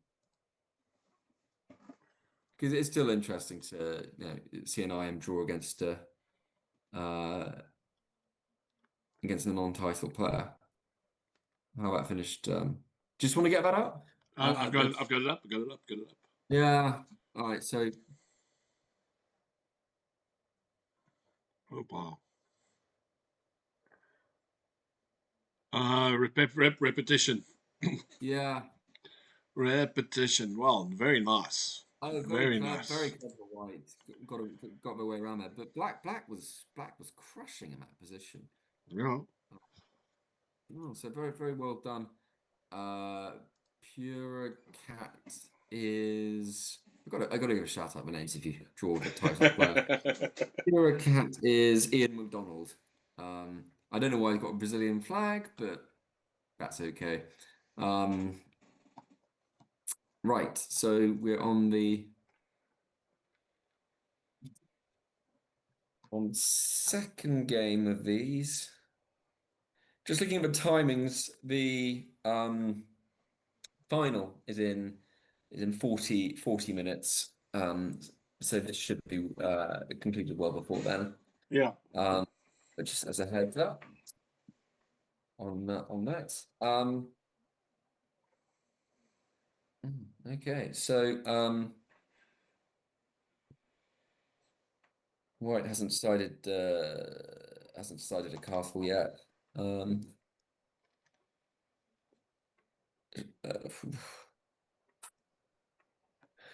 I do wonder what stage you get at chess when you just think, right, I'm just going to not bother castling. I'm just going to shove all the pawns forward on the queenside out.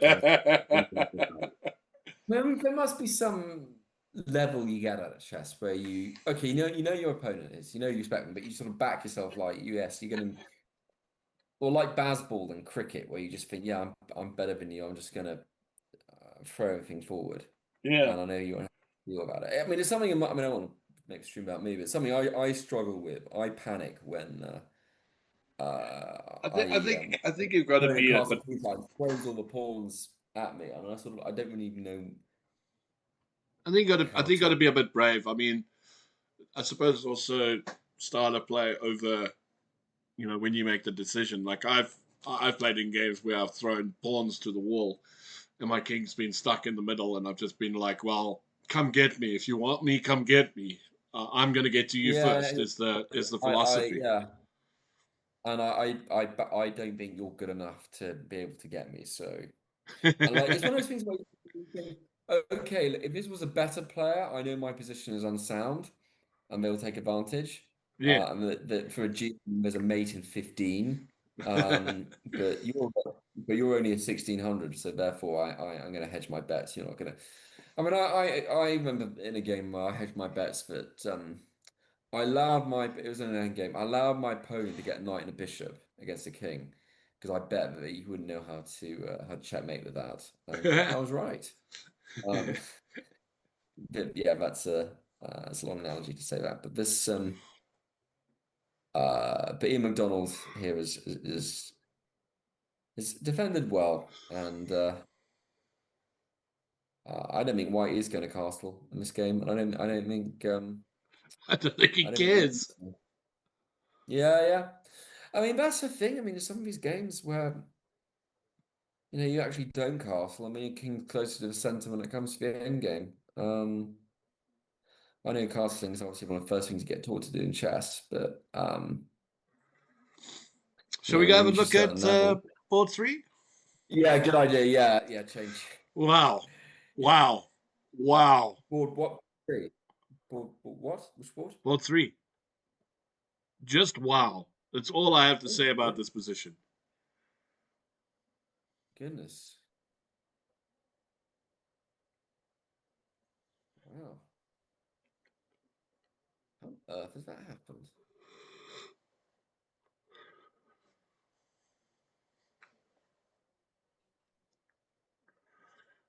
Rook into D7 now. Yeah, there it goes. Yeah, there we go. If only they were all listening to your move recommendations, Andrew. They'd be doing all right. Yeah.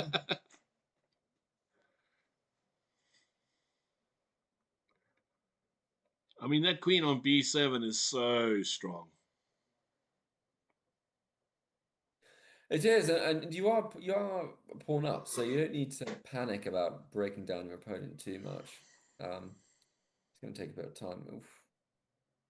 Wait, Doesn't he lose a piece here? Doesn't he lose a piece here? Yes, it does, doesn't he? Because no, he doesn't. takes back then. You have to play rook takes rook. Oh, yeah, rook, yeah. Hang on, but even then, rook takes rook. Knight takes. Oh, no. Yeah. Can't play knight takes. He has to play rook takes. Knight takes And because then of rook the takes knight. then rook takes knight. Gee, U5 is Hey, doing brilliantly here. I think Black sort of went into that, but yeah, Declan, well done. You are all piece up. I mean, you think is Black going to resign here? I mean, No, Black will play on for a few bits. No, he resigned. I Excuse us. no. Excuse us. He's, Okay. So 2.5, 2.5. Each team needing 2. Well, Dragons needing 1.5. Let's go have a look at. Oh, board 2 is very quiet. yeah, I'm just going to screenshot this because I think this is the closest match we've had all day. Yes, it is. It is. Yes, it is by far the closest I just match. have to run to the bathroom. Nature calls. Be right back. Yeah. Okay. Now go for it. Bit of a thriller. This one.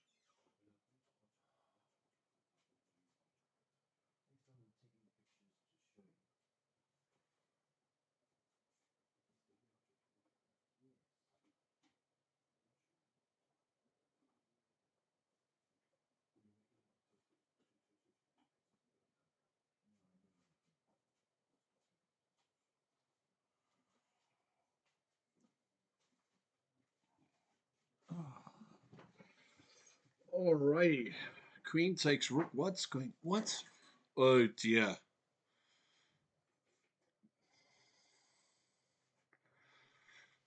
The exchange down. Yeah, with the exchange down and possibly losing a pawn. How is Black going to fight Yeah, from here? I always sort of scream to myself when I play if I'm exchanged down, and then your opponent wins a pawn, and I sort of say to myself, I'm not even winning on pawns here. Like, what is this? That's what I say, not even winning on pawns. Like, it's Should we go see if Ripple's doing any better? yes, let's do that. You're very right to move me on my musings, but Ooh. Ripple's 2 pawns down, and oh yeah, I think knight takes knight. Gonna let the queen fall and then go. It didn't quite work actually. Queen takes queen? Yeah, queen takes queen. It doesn't matter because the knight's attacking the rook and the bishop. And the bishop, yeah. Oh, looks like Yeah. Ripple's going down here as well. That would give Dragons the 2. Yeah, I think so. I shared a screenshot of this being 2.5 on the main group chat, saying a bit of a thriller going on here, but I think that is going to be it for Black won by resignation. Yeah. yeah. So Vincent Lego wins. We assuming Giant Octopus is in trouble, which leaves us with Puricat. Yeah, if only Declan Shafi and Ball 3 could play again for Dundee City. You only play you're bowled out, as it would be in cricket. You only have your 2 games. But yeah, Chess Club Dragon on the verge of finishing third. Dundee City have to win both of these last games, and it's not looking likely. I'd say Ball 4 is marginally more interesting. But I think board 4's in trouble after A takes B. He's got a problem with the Yeah, I pawn. mean, I said it more interesting in terms of I think it's going to conclude more quickly. I mean, can you even just go A4 here? Yeah, A4, B4, B3, B5, B6, Yeah, B7. yeah. You got time to think about it, but I don't see anything wrong with A4 here.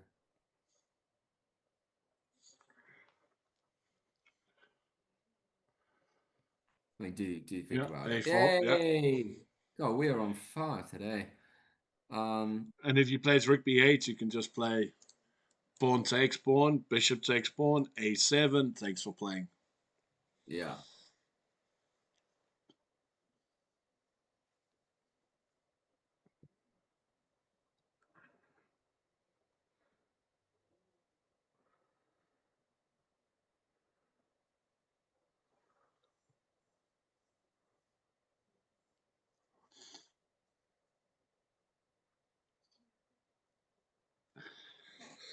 Yeah, unlucky for Dundee because I mean the games were fairly close overall. Yeah, It they were wasn't like fairly it's close. They've really acquitted themselves well here.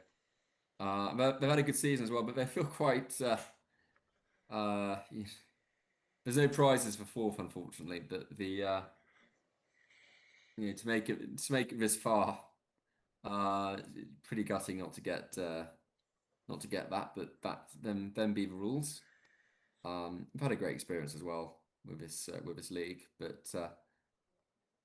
Yeah, it's just the levels above. They're extremely good club side, but against a team full of internationals, and you can see the difference.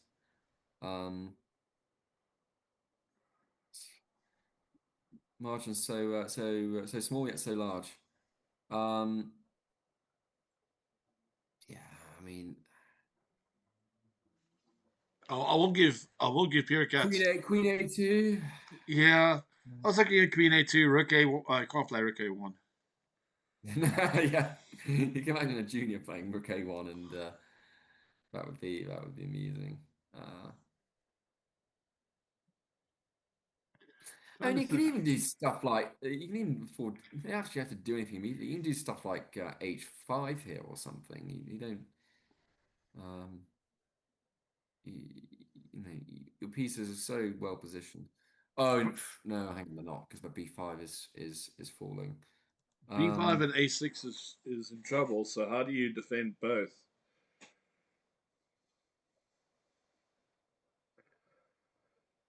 You can't play Rook B3 because of Rook C1 coming. Yeah.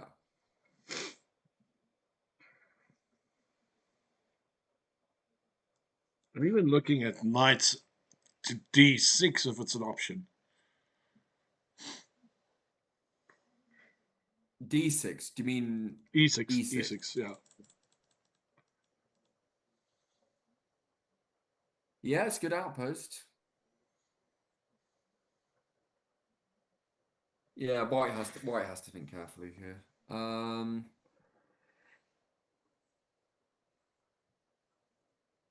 Queen A2 is Yeah, played. think carefully goes back to the original idea we had in the first place. We thought up all these other things, but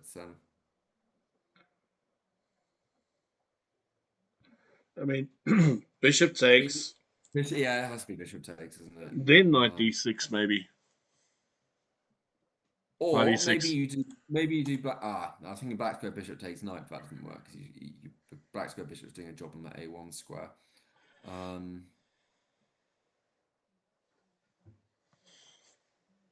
Yeah, it's bishop takes surely. That bishop on e5 is a pain.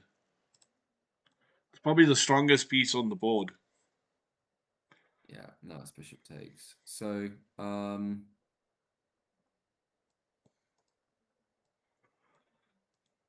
wow, it pushes the pawn,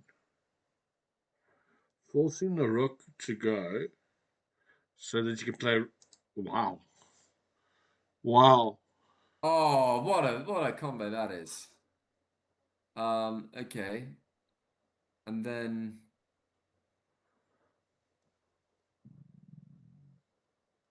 Okay, but what happens with rook takes? Rook takes a7. queen d8 check. Queen Oh, d8. queen d8 check, and then it. Queen d8 with knight 90. So I told you this 96 was going to come into play. Yeah. Okay, you can stop the knight, but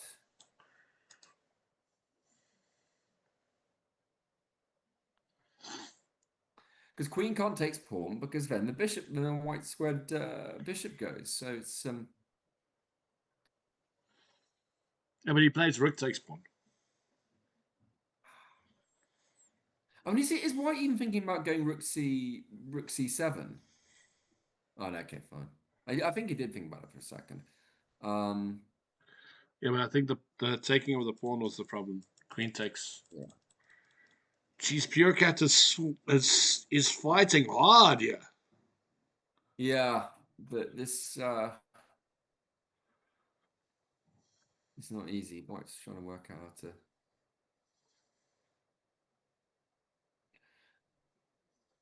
Yeah, queen c8 check, rook takes, check, then queen.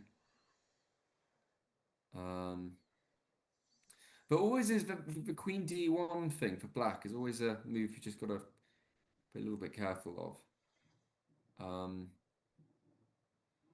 But I think white's fought this one through.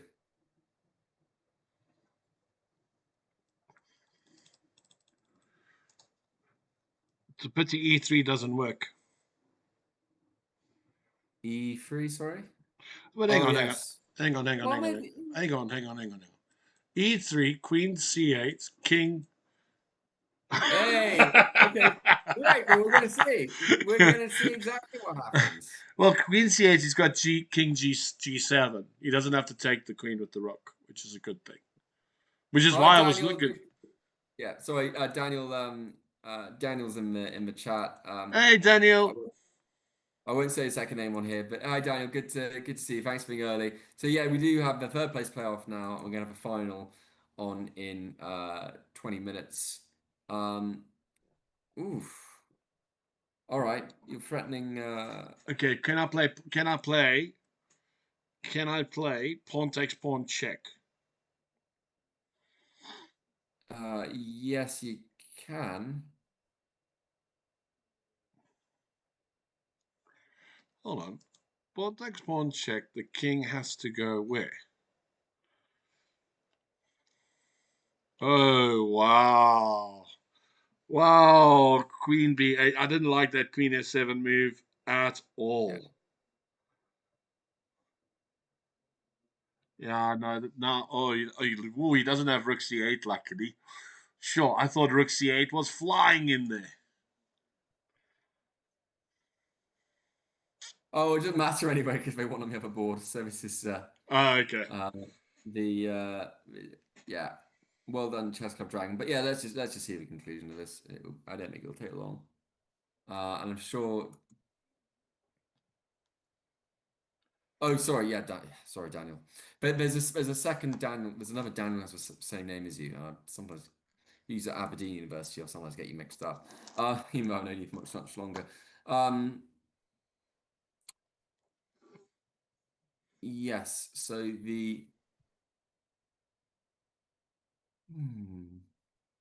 White.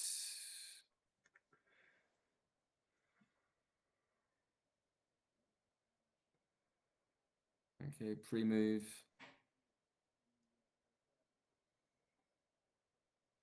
Yeah, just stick the bishop there. Maruk can never move. And you're a pawn up. I think you might get your wish, Andrew, of seeing a marching king going all the way. All the Although way to that said, b7. He's yeah. going to play rook e8, and then he's going to play bishop b5, and then both rooks are tied down. Oh, he doesn't do it. Interesting.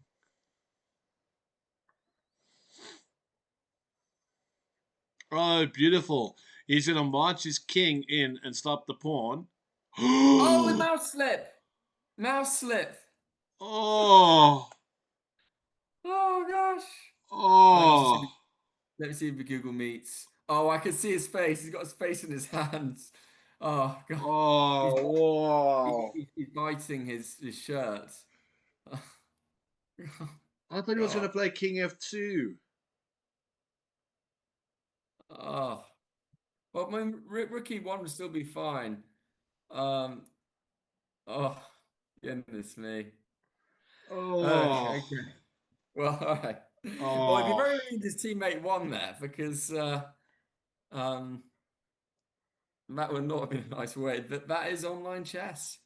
That it is indeed. That it is Goodness. indeed.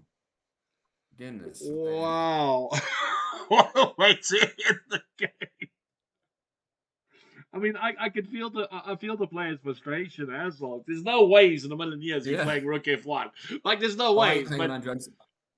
Yeah, I'm just going to. Can you just be quiet for 1 second? I'm just going to Sure. turn on the microphone. Thanks for the games. Thank you. Bye. Thank you, everyone. Well done, Chess Club Dragon. Goodbye.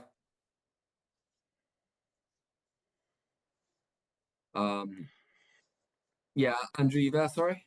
Yeah, I'm still here. All good. All right, are we ready? Are we ready for the the main just give me a sec, course? sorry. Well done to Chess Club Dragon on finishing in 3rd place. I just need to find the. Is there a bronze? Yeah, there we go. There's a bronze emoji on chess.com. On Facebook. Now we move on to the grand final. Last year's champions, Chess Club Litica versus Team Iran Pro. Okay, Daniel, we'll let you in shortly. Yes, let's have the national anthems for these two teams. No, sorry, Daniel. There's another Daniel Lowe. That's what I meant. Sorry. Yes, let's have the. So yeah, well done, Chess Club Dragon. Didn't take the crown home this year, but 3rd place finish. You get 200. Well, it's around $300 worth of chess and bridge vouchers, sponsored by Chess and Bridge, and obviously with after fair play check. But still, great participants, and thank you for playing. Commiserations to Dundee, best team in the UK, for sure. And we're sure they'll be back as well. And picked up some scalps there, even if one was on mouse click. But Declan Shafi picking up 2 wins there was pretty impressive. Oh yes, Andrew, I need to send. I will WhatsApp you. I've got the anthems. Oh wow, Andrew, you're clever enough to retrieve it from a spreadsheet. And using the 2 countries that. Wow. I just need the only thing I need is the game link. That's it. But I can switch to the anthem straight away. Okay, give me 1 sec. I'll get you the game link. All right, then while we're doing that, we'll go straight to the anthems, guys. This is the final: Iran versus Chess Club Politica. Current champions fighting for their title. Here we go.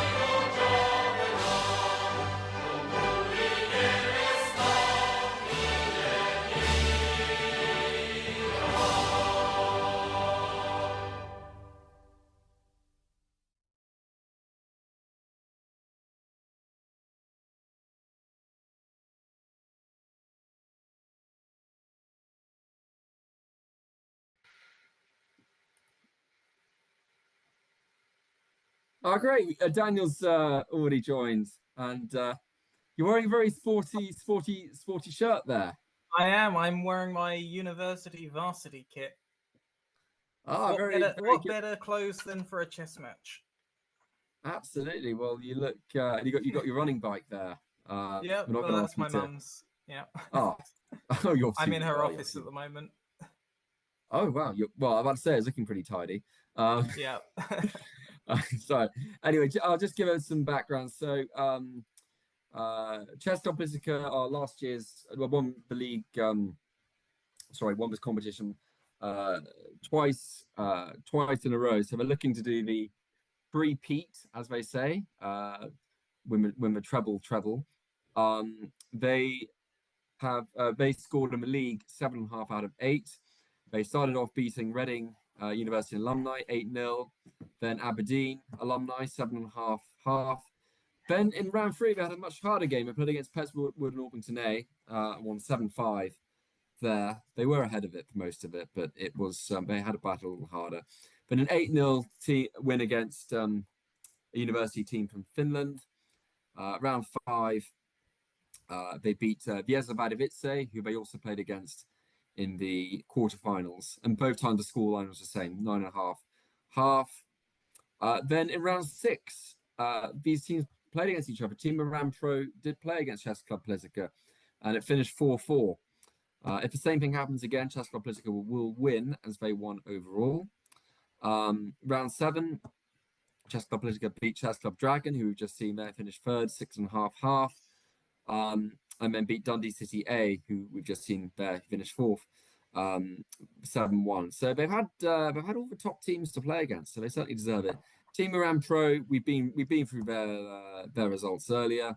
They finished 6.5 out of 8, and then as we saw, they demolished Chess Club Dragon 7-1 in the semi-finals to reach the stage. There's 12 minutes to go. Won't talk too much about it, but as you know, in Iran, there are various challenges there, internet being one of them. Tournament rules still apply, but goodness, we wouldn't want to disconnect at the final. We shall see how that goes. But there's 12 minutes. I've got to set up the Zoom call in around 6 minutes. Daniel, you were efficient as always, joining us early. Did you see anything interesting in the games we just saw that we missed? I wasn't paying that too much attention. I was setting up for when I was going to be on. Fair enough. You were making that room nice and yeah, nice and tidy. Yeah, doing. no, fair enough. It's always good to see that. Say hello. You're always very reliable that you're there 10 minutes before you say hello to other people. Well, you said you were going to let me in shortly, so I thought, oh no, better set up then. Very good. Well, I mean, I still do, even for the top games, even with the top teams. I say the game starts at 6 o'clock, but it starts at. I set up the game link to make it start at 6:05. So, I haven't quite done. I think I've done 2 minutes grace on this one. Anyway, so I'll just run through the players. I know they're not actually joined yet, but just to give an idea of strength here. So squad strength. So Chess Club Plzeňka have got. They give me their names, but not their titles. Unless I look them up manually, which I can't be bothered to do. But Mirav, M. Boyan, International Master, got another Grandmaster in there as well.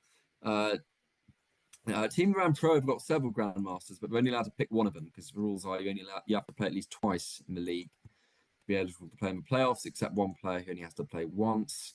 Interesting. You can't believe.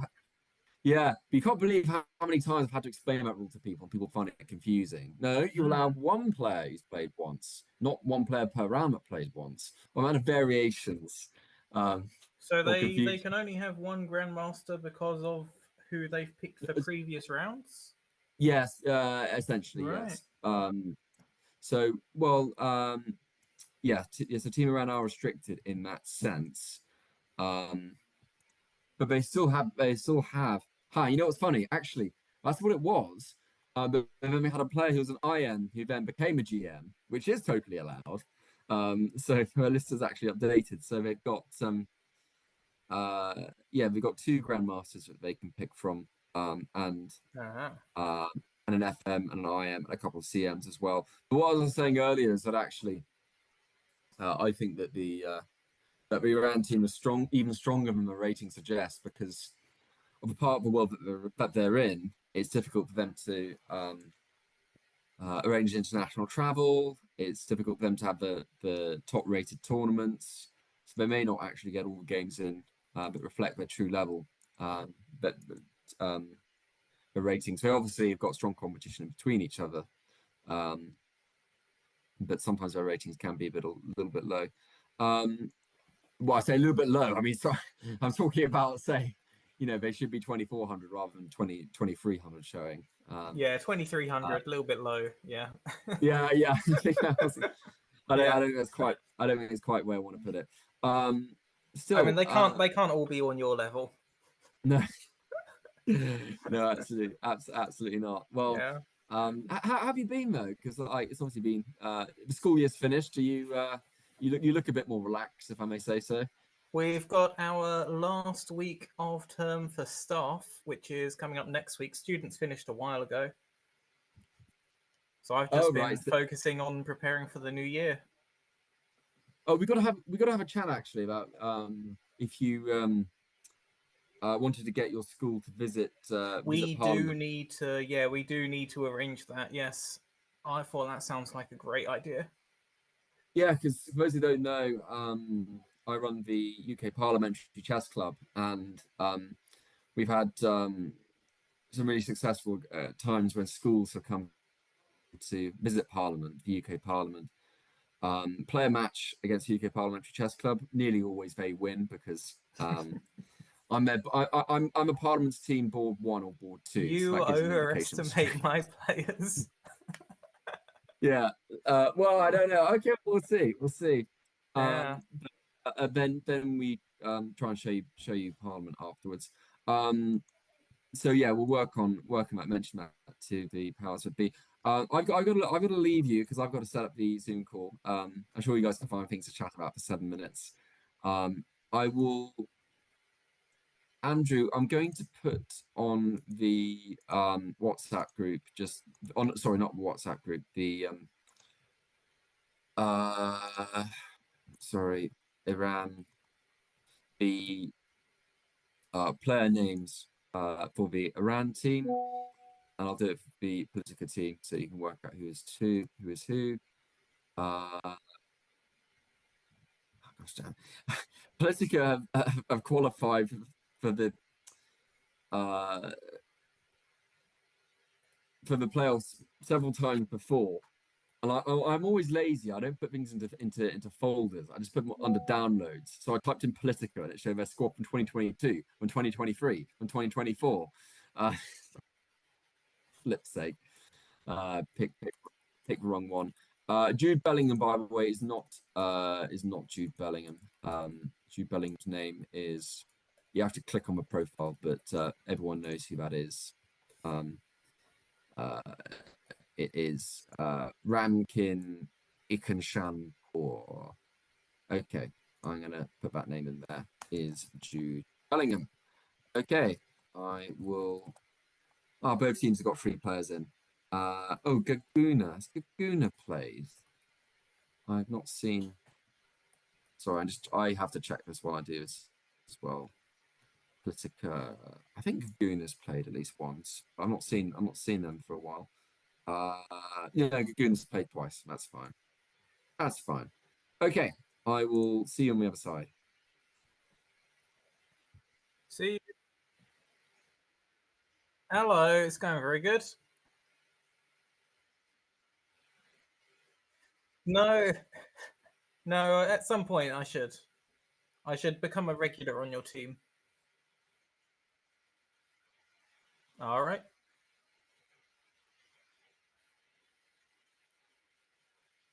Yeah. Yeah. So I can make sure I'm available. I have anonymized all my accounts recently though. So if you want me to play, would it be all right if I opened up a new account for the match and then well, just either left it or closed it afterwards. I'm concerned that that might be a problem because of the rating. So if I open a new account, it might not have my rating on it.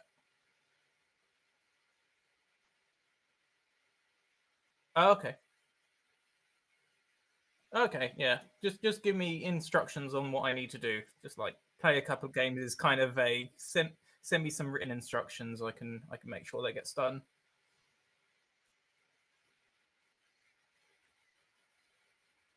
Yeah, hope so. Yes. Yeah. Oh yeah, because it's automatic, isn't it? It automatically puts you in rating order.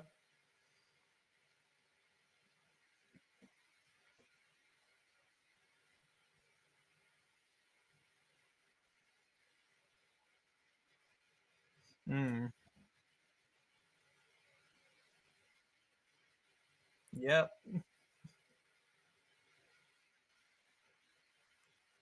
Yeah, that's the problem.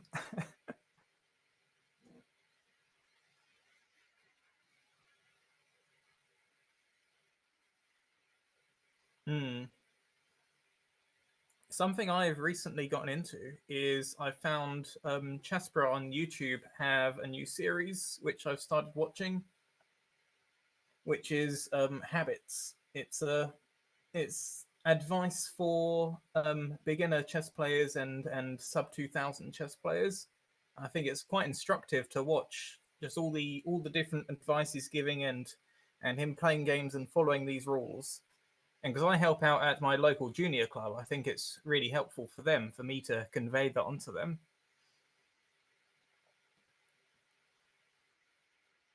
Yeah, Chessbra.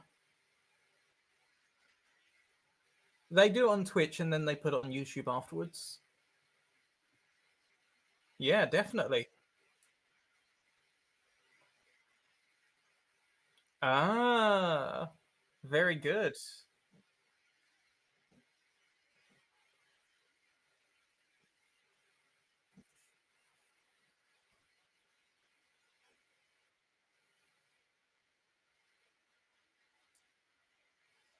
Yeah.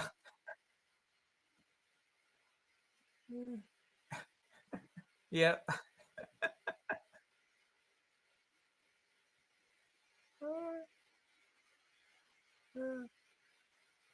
I'm just too busy thinking about my own moves. This is enough as it is. I'm working out what I'm gonna do, like where I want them all to go.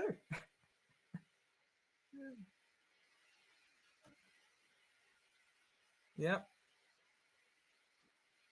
Uh-huh.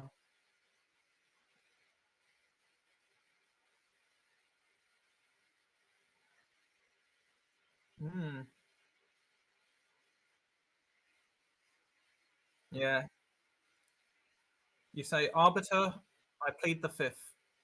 Am I being detained?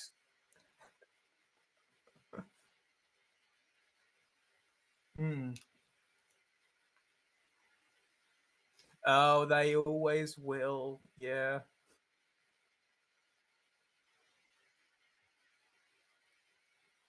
Hmm. Exactly. Yeah, that's what happens. Yeah. My bad. Sorry. How's it, Richie? How's it going? Yeah, so it's for me. It's about just getting those. That's why I'm quite curious about these habits. I can even include it Hmm. into my seminar. You know, these are the Somebody in the chat habits. said no sound in South Africa. Is that No, it was your sound not coming through on Twitch? yeah. My sound wasn't going through on Twitch. Oh, is it fixed now? Yeah. Everyone could hear you, but no one could hear me. I'm talking like la la la la. Don't worry, guys. You didn't miss much in the foreground there. But yeah, so I'll give that a look. Yeah, no, Actually, it's that would be really cool. good. It's a set of fixed rules that he sets on, and say you have to follow these rules, and he goes through playing a load of games following the rules as his rating rises up, and Wow. he's not winning every game. He's pretending to be like that rating, and Okay. following his rules, and his rating goes up, and he makes a video for each rating bridge that he crosses. And That's then very cool. as his rating goes higher and higher, he adapts the rules, and some of it falls off at the same time. Makes sense. As he brings himself up to 2,000. what 2,000, I should say, from 200. Yeah. What game will you go to first? Board 4? Yep, board 4. Let's have a look. Right, guys. So those of you that have just joined us, this is Chess Club Politica, current champions versus Team Iran. And if you didn't know already, Team Iran absolutely crashed through the semi-finals with a 7-1 victory. I wasn't too sure about Chess Club Politica's victory, but I know that they also had an astounding victory against Dundee City. And these two teams are now going to go at it. Current champions and future champions. Suppose that's the best way to put it, Daniel. Yeah, very, very strong players here. Even looking at the bottom board, I'm looking at these two guys thinking they're stronger than me.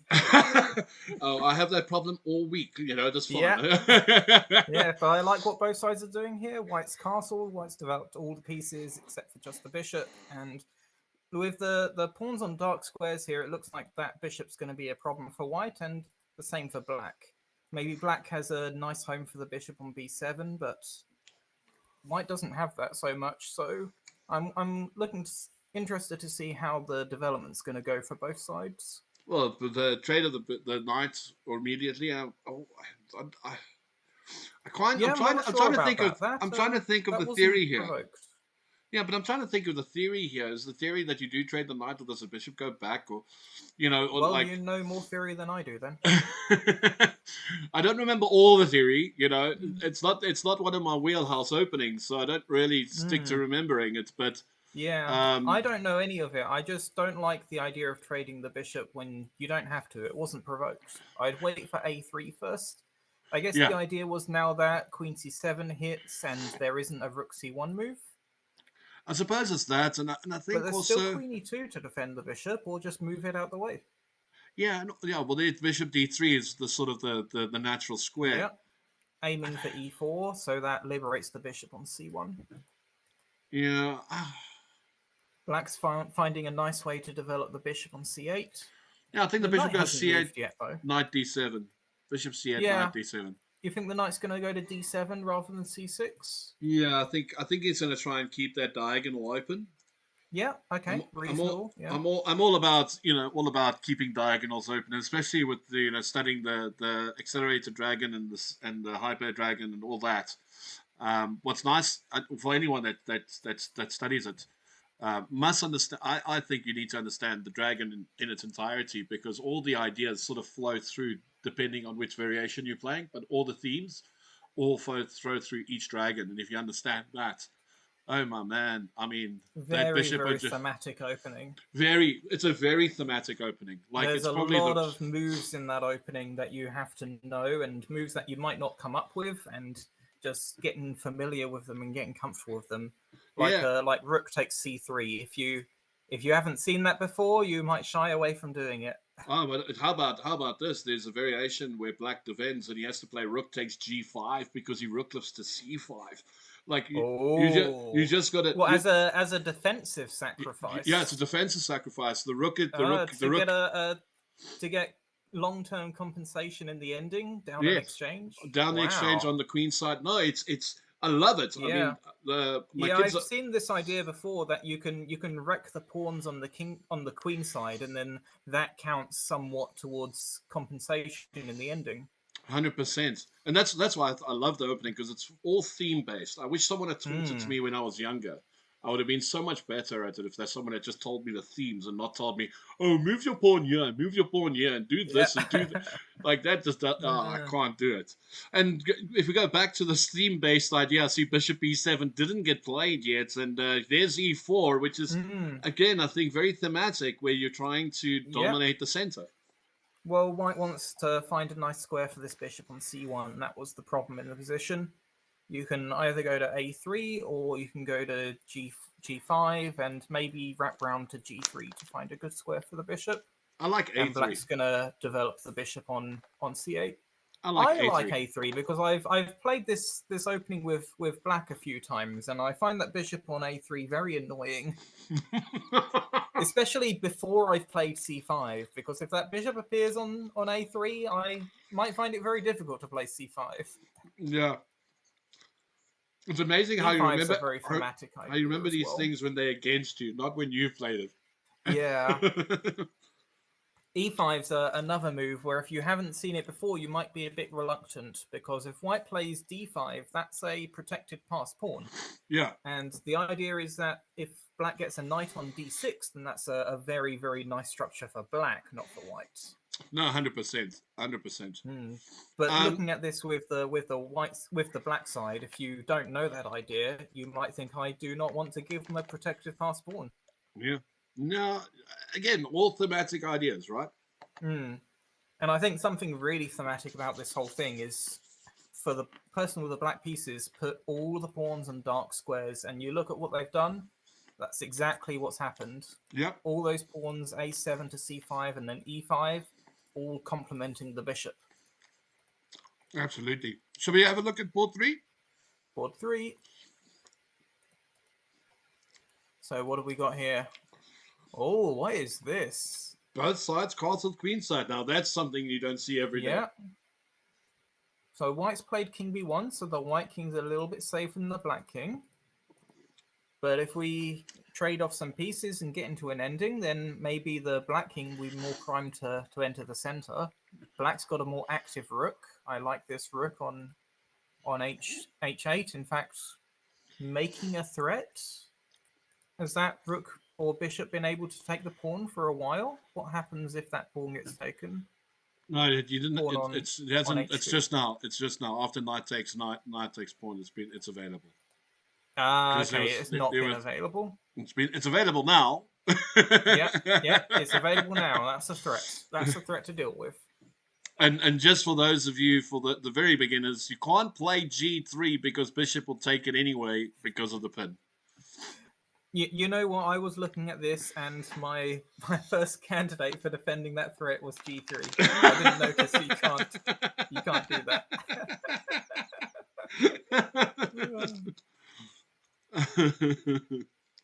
So what do we do? h3 looks kind of ugly. Might be necessary.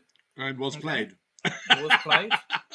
Was there anything else that could have been done? I don't know. I thought maybe f4. Yeah, f4. F4 might have been a move. It looks kind of ugly, but if black doesn't have any control over e4, then it's a lot better than it looks. Maybe not better, but more reasonable than it looks. More playable. So king b8's happened, the king is safe, and white still needs to develop this bishop on f1.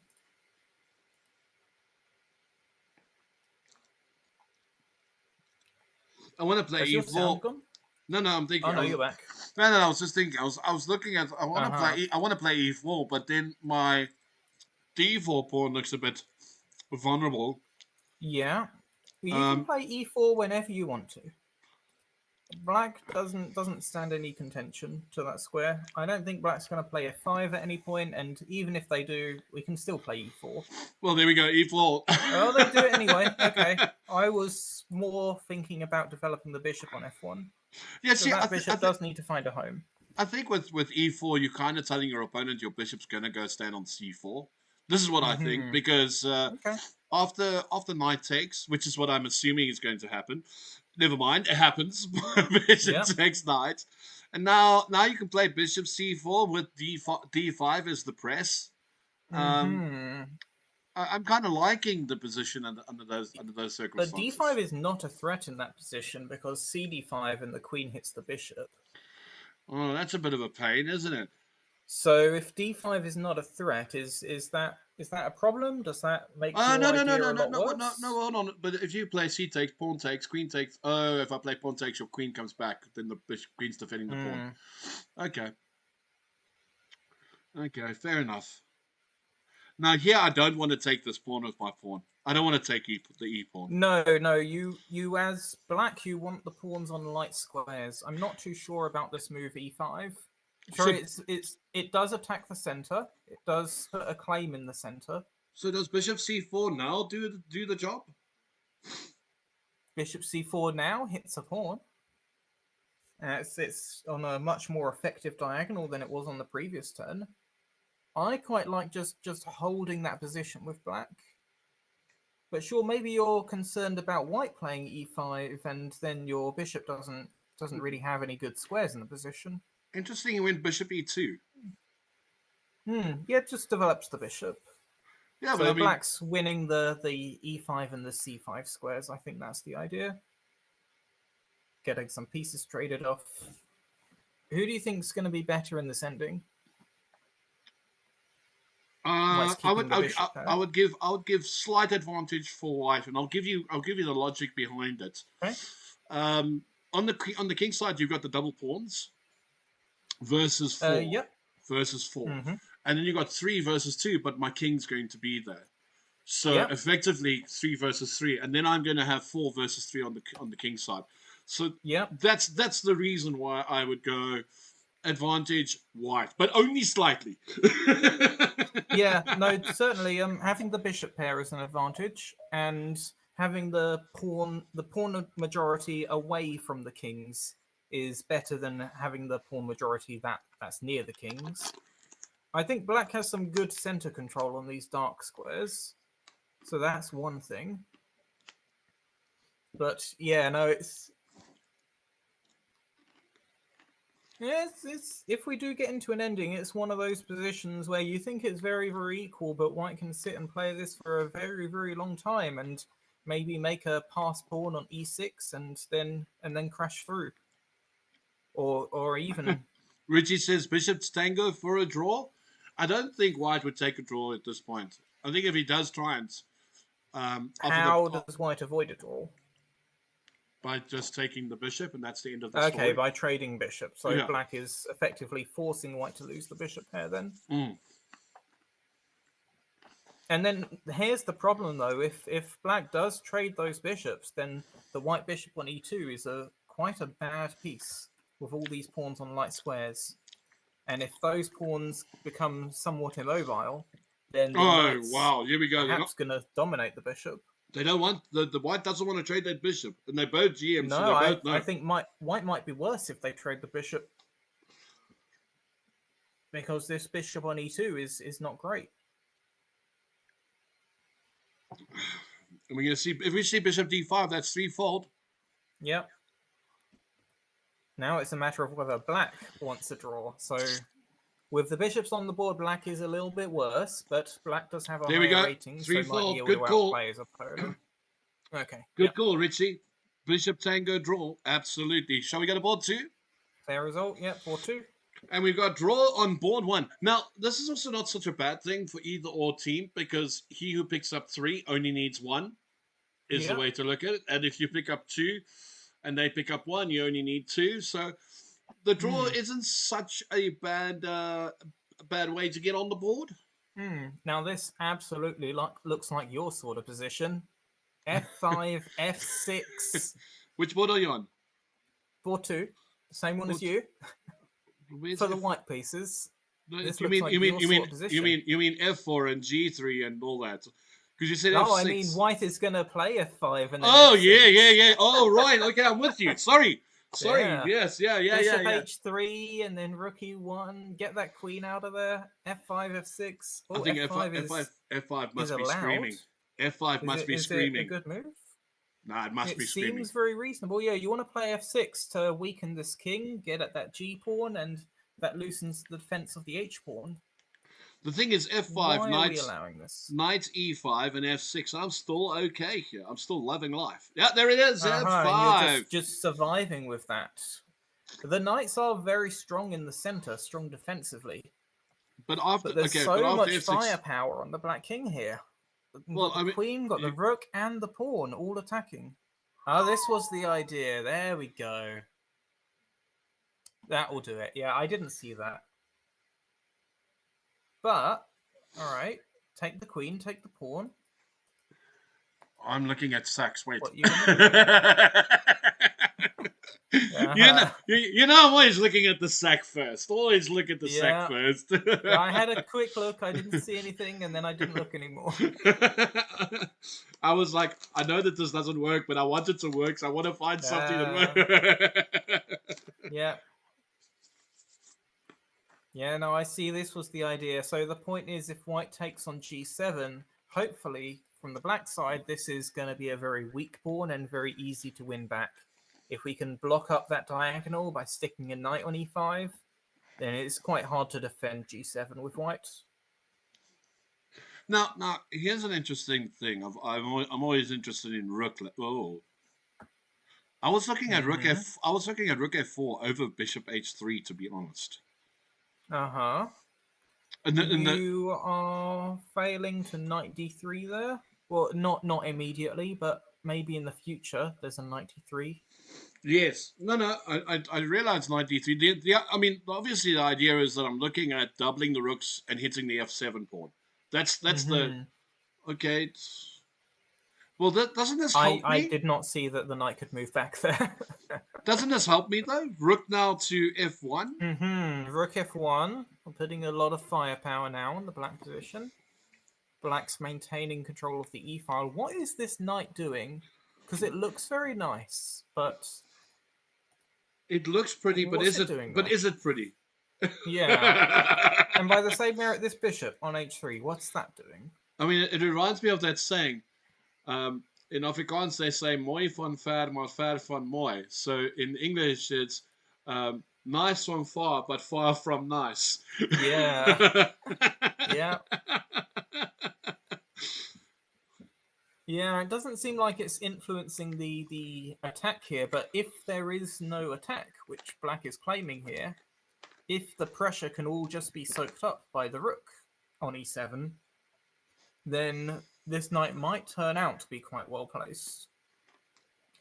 Because what is it doing? It is preventing the white pawns from coming forward and doing a very good job of that. It's ready to come into d3 or e4 when it needs to. Black is just hoping to survive through to an ending and then going to claim to be better, with the knight being better than the bishop. This is interesting because I looked at rook g4 and I thought bishop f4 had better merit than rook g4. But now we're going to play bishop rook g4. You're saying? No, bishop f4. I wanted the bishop on f4 to get my rook to g4. f5. Yes, sorry, bishop f5. Right, yes, yeah. So Still, bishop though, f5. bishop g4 and then bishop h5 might be an idea. That's what I was thinking as well. But also, like, he's played rook g4. Why didn't he play rook f6 then at that point and hit the h pawn? Like, I feel like he's missed out on something here. Yeah, and you don't really care about rook e1 check because there's always bishop f1. No, rook f6 there might have been a miss instead of putting the rook back again. Have you looked at the time situation? Yeah, the black's only got 50 seconds. Got significantly less time than white, so this might be relevant in a few moves' time. This knight's made it to a much better square now. Except it's blocking the rooks out now. It is blocking the rooks up, but it's soaking up all the pressure on the king. So now the black rooks are free to do other stuff. Have you noticed that the IM is now moving extremely fast in reply to black, putting him under pressure. Yeah. I mean, so long as you're not making mistakes, so long as you're still playing the best moves. Yes, 100%. And it seems like white's got quite an easy position to play here. It's black who has to be careful. This is what they're relying on.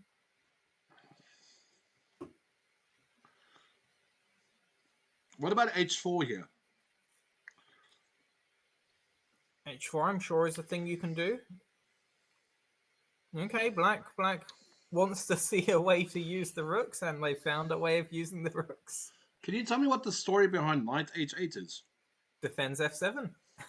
Oh my god. That's all it needs to do. Oh my word. Black has found a way of activating the rooks. Ingenious. Is it good? I don't know, but ingenious, yes. Listen, my theory is if the knight is standing on h8, you've got to be bad. You've got to be in a bad position. If your knight is standing on h8, it's just got to be bad. I think so, yeah, but what else is the knight meant to be doing here other than defending f7? What else does the knight need to do? We're going to trade all the rooks. We're going to play f6, knight f7, knight e5.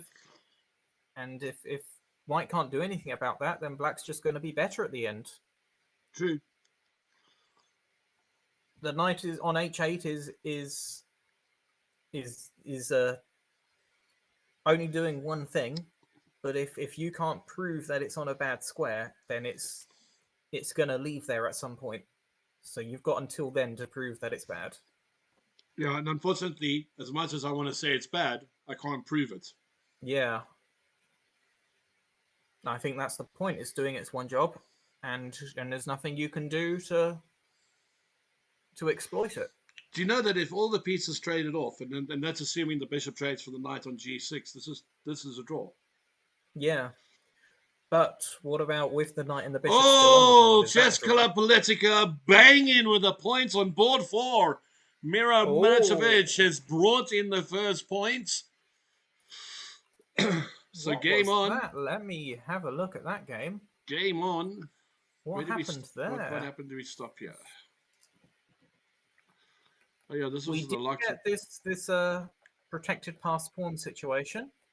Black did get the knight to the good square, and white just infiltrated with the rooks. Jeez. Yep, it was an infiltration. That's what happened. White got the A file, and white infiltrated.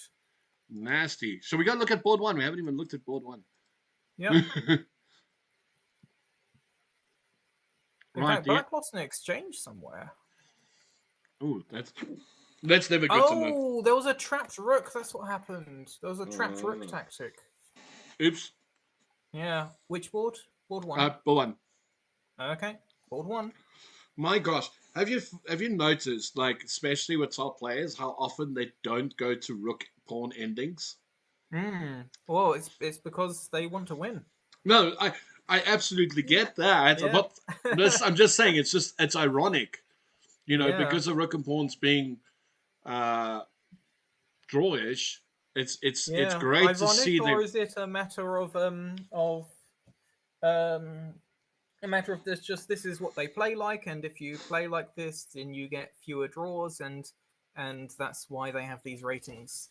No, I mean this is what they play like. It's again, I mean, even from a youngster point of view, or an intermediate player point of view, watching these kind of end games, this is exciting. Yeah, this is exciting. Absolutely, Bishops and knights, because you know fundamentally what you need to do, but how do you do it in practice? That's the key. I quite like this one for black now, because black's going to be left with either the bishop pair, which is going to be nice, or I think black should trade the bishops here and be left with the dark square bishop. Do you know that I want pawns are stuck on dark squares. Do you know that I want the knight here? You want the knight instead of the bishop? Yeah. Why is that? Well, first of all, your king can't get in. Okay. That's the first thing I noticed. Well, there's a lot of pawn breaks in the position, though, so maybe the king can't get in this structure. No, I'm just saying in this structure. I mean, obviously the boost will take, but my thinking is your king can't get in. My knight's got an outpost on f4. It does. I've got some. I can go to g5. I've got plans. Not that any of these plans will work. Yeah. But, well, you're right. Yeah, that the knight can go to f4, and then we need to find some way of defending this d pawn. Because it seems like, although in principle you'd prefer the bishop because it can attack all these white pawns. Yes. The black pawns are also very much targets in this position. Absolutely. Particularly the pawn on d5. D5 and G6 are primed, aren't they? Yeah. And the thing is, like, also, I'm always that guy where the guys go, oh, the bishop's stronger than the knight. Okay, that's your theory. I think a knight is stronger than the bishop. I can jump over pieces. I can justify it. I can. It depends on the position. Yeah. It really does depend on the position whether the knight is stronger or the bishop is stronger. We all know that. But in a position like this, where it's a little unclear, I know fundamentally I need the bishop. Don't get me wrong. I know fundamentally I need, but I want to play with a knight. There's a big difference between fundamentally and what I want to play with. If that makes any sense. With more pawns on the board, this starts to favour the knight. And as the pawns come off the board, the bishop will start to get stronger. Yes. I would agree. Black isn't just dropping pawns. Board 2, like we said, draw. Board 2 was draw. Yeah. We called Are it. you looking at game 2? No. I just saw the Still result on pop board up. 1? No, I'm still on board 1. Board 1 is exciting. 25 seconds to 1 minute 40. Is it exciting though, or are they going to trade all the miners and agree to a draw? Now, why would you be that guy? Why? Why are you that guy? Let's have a moment and enjoy the possibility of reality here. Oh no. I don't like I this. can see 2 mistakes White could make here, either king e3 or knight f4, both mistakes for the same reason. Maybe. You went king. But the king. bishop pinning the knight seems like annoying. I don't like this for That White might be a anymore. mistake. And I'll tell you why I don't like it. It's because that king is marching King's forward. coming in, yep, and the white knight is just stuck on e2. And that d pawn is gone for White in analysis. Because Yeah, maybe you've got instead of taking with the pawn, White should have taken with the knight. the knight. Yeah, I think so because too. then you don't get a pawn stuck there. And if White was afraid of the bishop trading for the knight, I'm not so sure that ending is lost. I'm not sure that's so obvious. No, it might be, but I'm not. I don't know. I don't know. I think I can hold opposition. The black king does come in though, so yeah. I so think maybe it is very bad. I think it's a case of where your kings are in the position. Still though, if the black king gets to f3, what's it doing there? Just knight g1 check, kick it out. Yeah. And so the black king went back again, and if black's not getting in, we might just be fine. I don't like f3. I think the idea for White here should be just to sit on the position, not make any committal changes like this. Yes. F3 is very committal. You can't put that back. And I think f3 is a small. Now you're forced to go into this tactical sequence where you're trading a pair of pawns, and that's where things start to unravel a lot of the time. If you just sit on the position, then you leave the onus to black. You say, you're claiming to be better, you're keeping the game going, prove it. But now White's played this move f3, they've found themselves in a situation where they're forced to trade the pawns on the d-file, and that's a change. That's a change in the position that you can't come back from. Black is making progress here. I like that move. Still, though, it's seems quite stable for White. I thought he would have played g5 there. You can't play g5. Oh, here we go. Threefold. Yeah, no. Threefold. Seems like White's held it together. I was getting worried, but fingers crossed, this is all under control. But if he plays knight d5, bishop c. Ooh, he doesn't want the draw. White wants to keep on playing. Well, I think certainly here much. I think you're going to find it very difficult now to claim that the knight is better than the bishop. Or are you still saying that?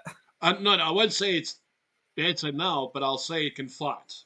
I will say it can fight. It can fight, of course, yes. There we go. Draw. Okay, draw. Draw by repetition. We knew that was coming, didn't we? Yeah. So, Chess Club Politica, 3.5. They need 1.5 points to become champions.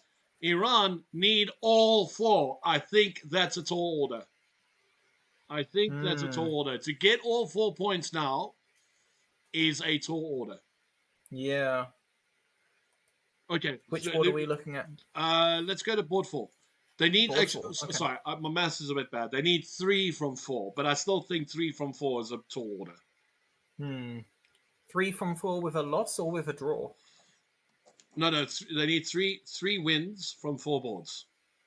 Okay, so they need like either 3 wins or 2 wins and 2 draws. That's effectively the plan, yeah. Yeah, okay. I would think of that as needing 2 wins. And even 2 wins, yeah. What are we looking at here? We got a nice imbalanced position, which might help White to try and win it. White's got a pawn majority on the queen side, black on the king side, and this is a similar thing to what you were saying earlier, that this should benefit White in the long run. Yes. But there's no material imbalance, so it might be very difficult to win unless White starts proving some sort of my pieces are better than your pieces argument. I also think that White's pieces. Oh, is that a skewer? Is that a pin? Bishop h4. Bishop h5. Oh, sorry, h5. Yeah. Is there bishop takes h7 check, king h7, rook h3? Seems like a nasty little trick. It does seem like a nasty little trick, but I'm just seeing if I can get out of it. Hmm. Okay, but if you play bishop h7, why not just play king? Over then you got perpetual. Yeah, I was thinking you can do it in the other order and you get perpetual, but it's whether you're happy with perpetual or not with white. Yeah. Given the match situation.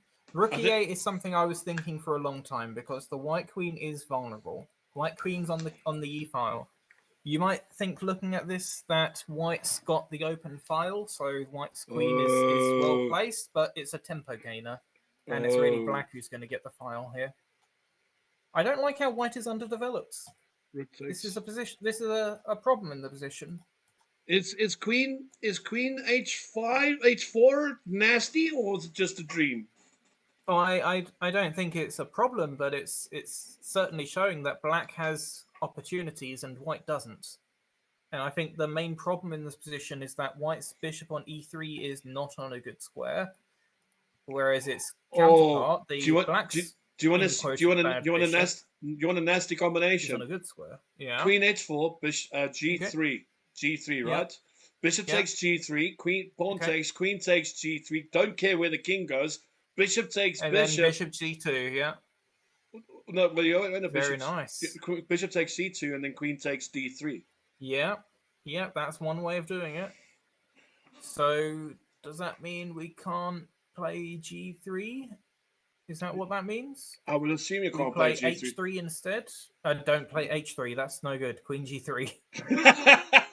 Yeah. No. I was take that one back. I was even looking at rook e8 first. Then. Yeah, rook e8's very nasty as well. Again, just showing black's got the lead in development here. Black can only be better. The bishop on g6 is really pulling its own weight. It's on a great square for being the bad bishop in the position, and the bishop on e3 is the bad bishop in the position. So I wonder the rook on e8 is really going to show that. I really wonder if the GM is going to play queen g4. Queen h4. Queen h4. Yeah, I don't think he'll play queen g4. Oi! The man's on fire today. He's finding them some it seems gems. Like he was just checking through it and making sure that it's as good as it looks. Yeah, no, 100%. But yeah, no, I think black's better, and black's potentially going to win this, and then Team Iran has to win the other three. Yes, and they can't drop half a point. Mm. That's the catch. They can't drop off. Yeah. So but I've seen this by Chess Club Politica before. They have a tough round one, and in round two, they just come flying out of the gates. We might have to play h3. Queen g3, we're assuming, would be played. And I would really g6. I would really play rook e8 first, to be honest. Okay, rook e8, rook e1, bishop f4, and we're losing the bishop, are we? No, rook e1. No, not necessarily. No, okay, yeah. Rook e8, rook e1, queen g3. Queen g3, bishop takes on g6, might be forced. Yeah, oh, no, rook e1, there's bishop c2. Don't do that. You got to take the bishop first. Oh, okay. Oh no, rook e8. So h3, rook e8. Yeah. Bishop takes on g6. Don't recapture it. Queen g3. We're going to play rook e3. What are you going to do about it? You've got to play rook e1. I'm going to play rook e1. Queen h2 check. Not seeing anything. Not enough, is there? There's not enough there. Okay. Is there, though? Queen h2 check, king f1, bishop g3. I'm threatening mate in 1. There's no, there is not mate in 1 though. It's bishop g1. No, it's very complicated. The question is rook e8 better than queen g3? That I think that's the key factor here. This is something to think about, or does it not matter? Or That's the other thing. Or do you need to play queen? Rook e8. Rook e8 is Rook played. the much more natural move, I think. You bring all the pieces into the game. And black's really, really saying to white, you are lacking in development. Okay, so yeah, he takes the pawn straight away, takes the bishop straight away. That's fine. Of course, yeah, you just recapture. Don't think about anything else. It's nice to think queen g3 is very strong there, but just recapture. Be sensible. Queen f3 is played. Still, black is certainly the one in control. Can you play queen g3? Queen g3? Certainly, that's a move. Queen e4 is a move as well. How do we try and win with black? Because we get into an ending, we trade off the queen. Certainly, black's going to be better, but it's no way is that winning. No, 100%. Raiders we might have an opportunity to realistically close the match. Hey, Chess Dojo, welcome. We appreciate it. And you guys just joined us. This is the World Chess League.Live final. Chess Club Politica versus Team Iran. Chess Club Politica need 4 points to retain their title, 4.5 points to retain their title outright, and Team Iran needs 3 points from 4 games. It is all happening. I like this idea of rook f6 because it's very nice. Very awkward for that white queen.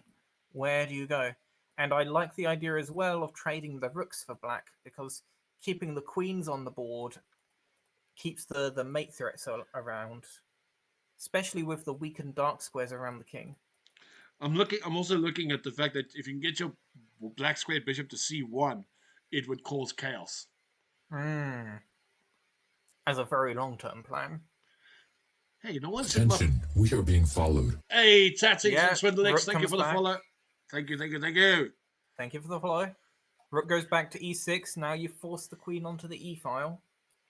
And this bishop on e3 is really, really sad. Very, very difficult to play this with white. It really is a bad bishop. Still, though, is queen f2 a move? My idea is I'm threatening queen f7, and I want to trade queens. I guess the idea is no, queen f2, if queen takes, then the king takes, is my idea. Keeping the rook out. Are we gonna see the brazen f5 move yet? Oh, could be. Oh, queen. Defending and attacking. You gotta love it, eh? When a GM, I mean, yeah, you look at f5, you're like, just solve all the problems, and he's like, nah, just put the queen there, and that's such a sophisticated move though, because you bring the rook up first, and then the queen comes in behind the rook, and defends and attacks all at the same time. I mean, it's brilliant. Yeah. It's brilliant. Still though, is bishop g5 a move here? There we go. Bishop g5 could be a. Oh, but then you can just play f6. Looks more flashy, looks better than it is. Just play f6, yeah. Then you just play f6. Okay. Yeah, so bishop f4 more sensible. 6. I mean, black wants to play f6 anyway, so don't force them into it. Now, here's a question: would you trade and go into a queen pawn ending here? Is there another option? What else can we do? So you just answered the question with that. You're like, no. I guess it's rook f6. Is there rook f6? No. No, just bishop d6. Yeah. Yep. Yeah. No, certainly the black bishop's better than the white bishop, so white is forcing them to be traded. White has 1 control over f4. I think maybe queen e7 was not such a great move because white side stepped out of that pin, freed up the bishop, and now the bishop can move. And although black has good control over the e-file, there's no real pressure there. Yeah, I mean, I was getting the rook to e2. I was looking at rook e8 and things like that. Okay, so the bishop's so we're going into a rook and pawn ending. I mean, when I say is it not a queen and pawn ending? I mean, we're going into. I meant to say a rook queen Major piece ending. Yeah. I was meant to. It was. Oh, you see, queen pawn ending. Here we go. Yeah. Yeah, these major piece endings, the big factor really is the king safety. Which king is looking safer here? I actually want to know which king is more active here, and I think White's king is more active than Black's king. But there are queens on the board. If your king is active, you're going to get checked. No. Okay, in my head, I'm thinking we're going to have a rook pawn ending, not a queen pawn ending. Yeah.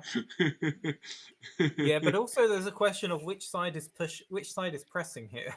Yeah, looks like Black's I don't happy think to take either the draw. side are really pressing. But... Oh, Chess Club Politico picks up another point. Oh, wait, it's the same. No, it's the same. Yeah. No, it's the same. I'm confused. It's the same. No, it's not. No, it's not the same. They have picked up points. Yeah, they picked up. And if this game is going to be a draw, is that the end of the match? And that's what he wants. He's happy. He's noticed the points there. He's going for the perpetual. He's going to play rookie too. And Chess Club Politico have taken it. They are the World Chess League champions for the third time running. That's what he was waiting for. That's what Black was waiting for. He was sitting there waiting for that moment. He looked. He saw the point come in. He drew the game. Absolutely phenomenal stuff. Oh, we got to look at Gogana's game that changed everything. We got to look at Gogana's game very, very quickly. Let's go. Just have a. I don't know what move. We'll start at like move 25. Why not? Oh, move 25. You are gonna like this. Move 25. So F4. King's active. You just need to see the end of the game. Rook check. Pawn takes. Knight into the gap. That looks very dangerous. That's the pawn gone. One pawn gone. Ooh, king on the run. Takes another pawn. Oh no. Oh no. Oh no! Yeah. I saw it. Yeah, you saw it coming. No! I saw it coming. I did. I did see it coming. Oh. And unbelievable. The sad thing is, if Black traded the knights, it's very realistic to think that could have been a drawn ending. Because the white rook is stuck in front you're not going to believe the black this. rook can get behind the pawn. You're not going to believe this. Iran just picked up a point on board 3. They're going to be gutted. Too little, too late. On board 2, they just picked up the point. Yeah. And I'm trying to have a look very, here. Very good result for that board 2, though. That's looks like all the boards are a substantial rating deficit. So picking up a point anywhere is going to be a good thing. Yeah, I've gone to board 1. Unfortunately, it's already over. It is over, but I think Chess Club Politico would like to win it like 4.5 half. I'm gutted. I missed the whole show. It looked like fun. Oh, thanks, man. I really appreciate it. Look, the World Chess League Live runs. We down to once a month now. We won't say what we were at before, COVID times and all the rest of it. But it's generally once a month on a Sunday or a Saturday, depending on what Peter's doing. Then we've had the league. This has been, how many rounds have we played? 10 rounds, 9 rounds. I forget. I should know better actually. But I think they needed a score of 8 or something. Anyway, it doesn't matter. Look, it goes on. Let's say worst case scenario, it goes on for 9 weeks. Top 8 teams. Top 8 teams go through to the quarterfinals. You play the quarterfinals. You go to the semifinals, and then you go to the finals. And that's where we are today. And we are just seeing history being made. I followed the notifications, so I'll definitely catch the next one. Sweet, brother. Appreciate it. Yeah. Absolutely. Yeah, no, look, the 8 rounds, then quarterfinals, semifinals, and this is the final. So there you go. I was out by a round. Sue me. Looking at this final board, it looks very, very instructive, because if you look at the position, you see the white pawns on the queen side, and you think white's got very active pieces, and in compensation for that, white's got some wrecked pawns, and and the structure is really looking quite miserable. But then you take a closer look at it and you see that is where black has a 3-2 majority, and although the pawns are doubled, they're doing a very, very good job of holding back those black pawns, especially in an ending. I'm not so sure how black would make a pass pawn out of this. And in the meantime, you look at the structure on the king side, white's got an ideal structure there, and it's very easy to make a pass pawn. So I think white's really got the best of both worlds. White's pawn structure looks bad, but is actually a lot better than it looks, and white's got very active pieces. And I also want to point out, of the two kings, the white king can... Let me ask you this. What's stopping the white king going to stand on e3? Nothing. I think the white fairness. king would be quite nice on e3, as long as you don't run into problems with the pin. Yeah. But talking long term, certainly. And the white king can go to h2 if you move the bishop. The white king can go to g2, where it's also very happy. Yeah. I would be quite nice here to put the king on f3. I think would be quite nice. And I think, I mean, you look at the position. I mean, I can tell you now, board one is well aware that they've won. Yeah. If Iran take 1 point, is winner, because before one in that match. No, Iran and Chess Club Politica drew in the league stage, and it goes according to where you finish in the league. Chess Club Politica finished top of the log, so they have rights. When it's a draw, they take the win. So unfortunately for Iran, they had to win the match to come first. A draw doesn't help them. The draw helps Chess Club Politica here.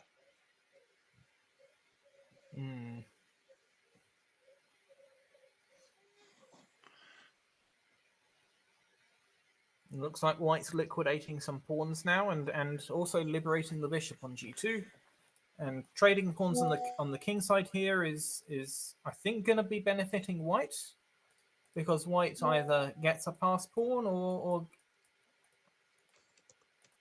if white doesn't take with a pawn, it's going to be very difficult in the long run to make a pass pawn. So maybe this is just about liberating the bishop and the rook on e1 and the bishop on c3, just liberating everything. It's not about pass pawns.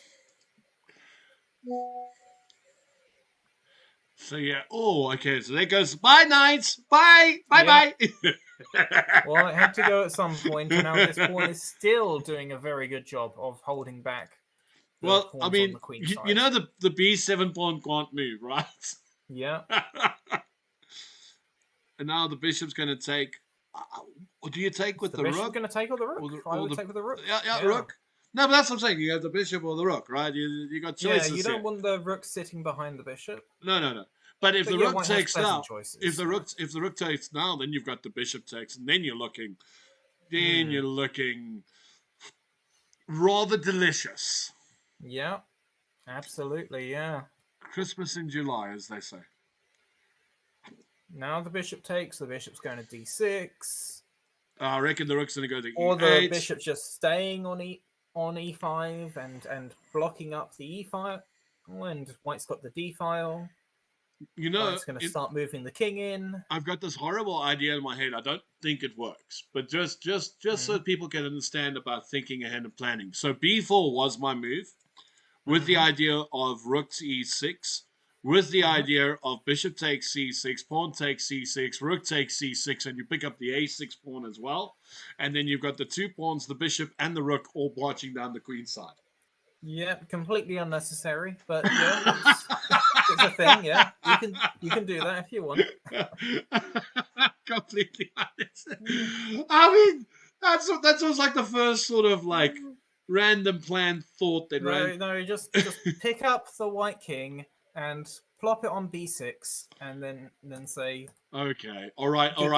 Take all the pawns. if you want to be that slow, painful death, then your king runs all the way around the board, la, up to a4, a5, b6. I agree with you on that, but come on, mine looks a lot nicer and sounds better. Yeah, you got the flashy idea, but If you're not careful, you might end up losing that. No, you don't You do are it until sacrificing. you don't do it unless you're 100% sure you've Yeah. got it, you know. But my point Now was you're actually probably going to say something like sack the rook for the knight here, aren't you? no. If my pawn's on b6, definitely. But okay. No, but I'm also the other idea is actually just people don't plan and think ahead like that. Like there was no moves in that. It was I want to do this, get that, and then start thinking about a move, right? So that was I also gave a plan with no moves. Yes, no, I know. Mine was a bit simpler. Yes, yours was like, put your king on b6. Okay, Put your got king you. on b6, and there you go. That's all you need. So you took the nice, beautiful route with your king marching around the board. I took the nice, flashy route.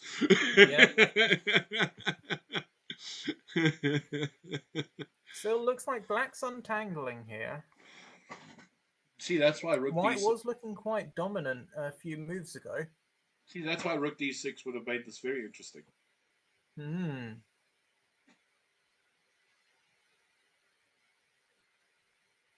Okay, there we go, into an ending.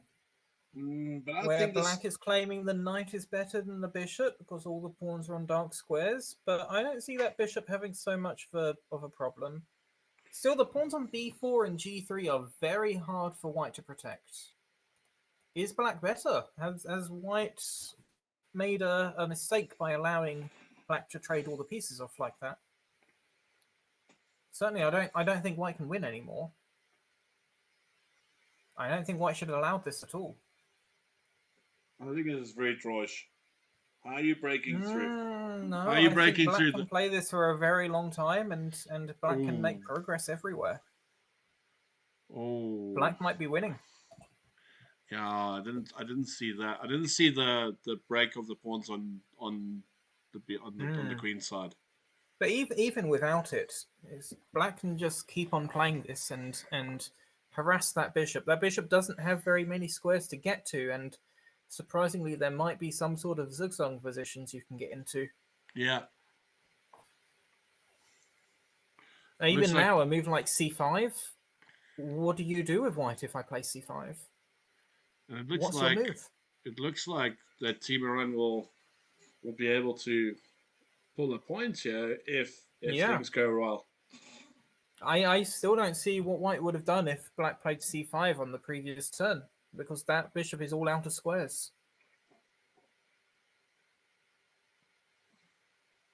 Maybe black didn't see it, or maybe there's something I didn't see, and black's looking for something else.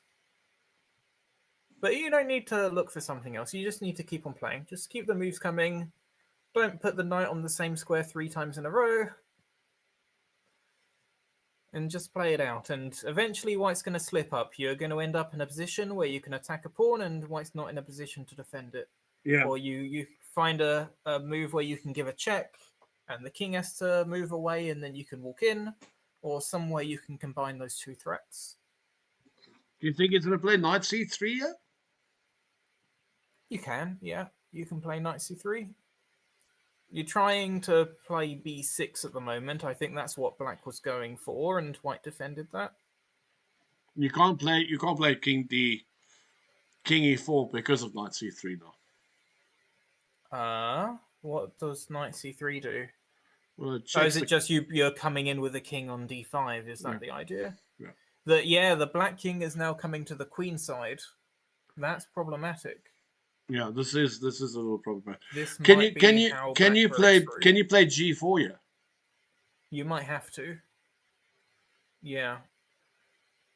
You might have to, because you need to relieve this white king of his responsibilities on this side of the board. Oh, don't go king g5. Don't go king g5.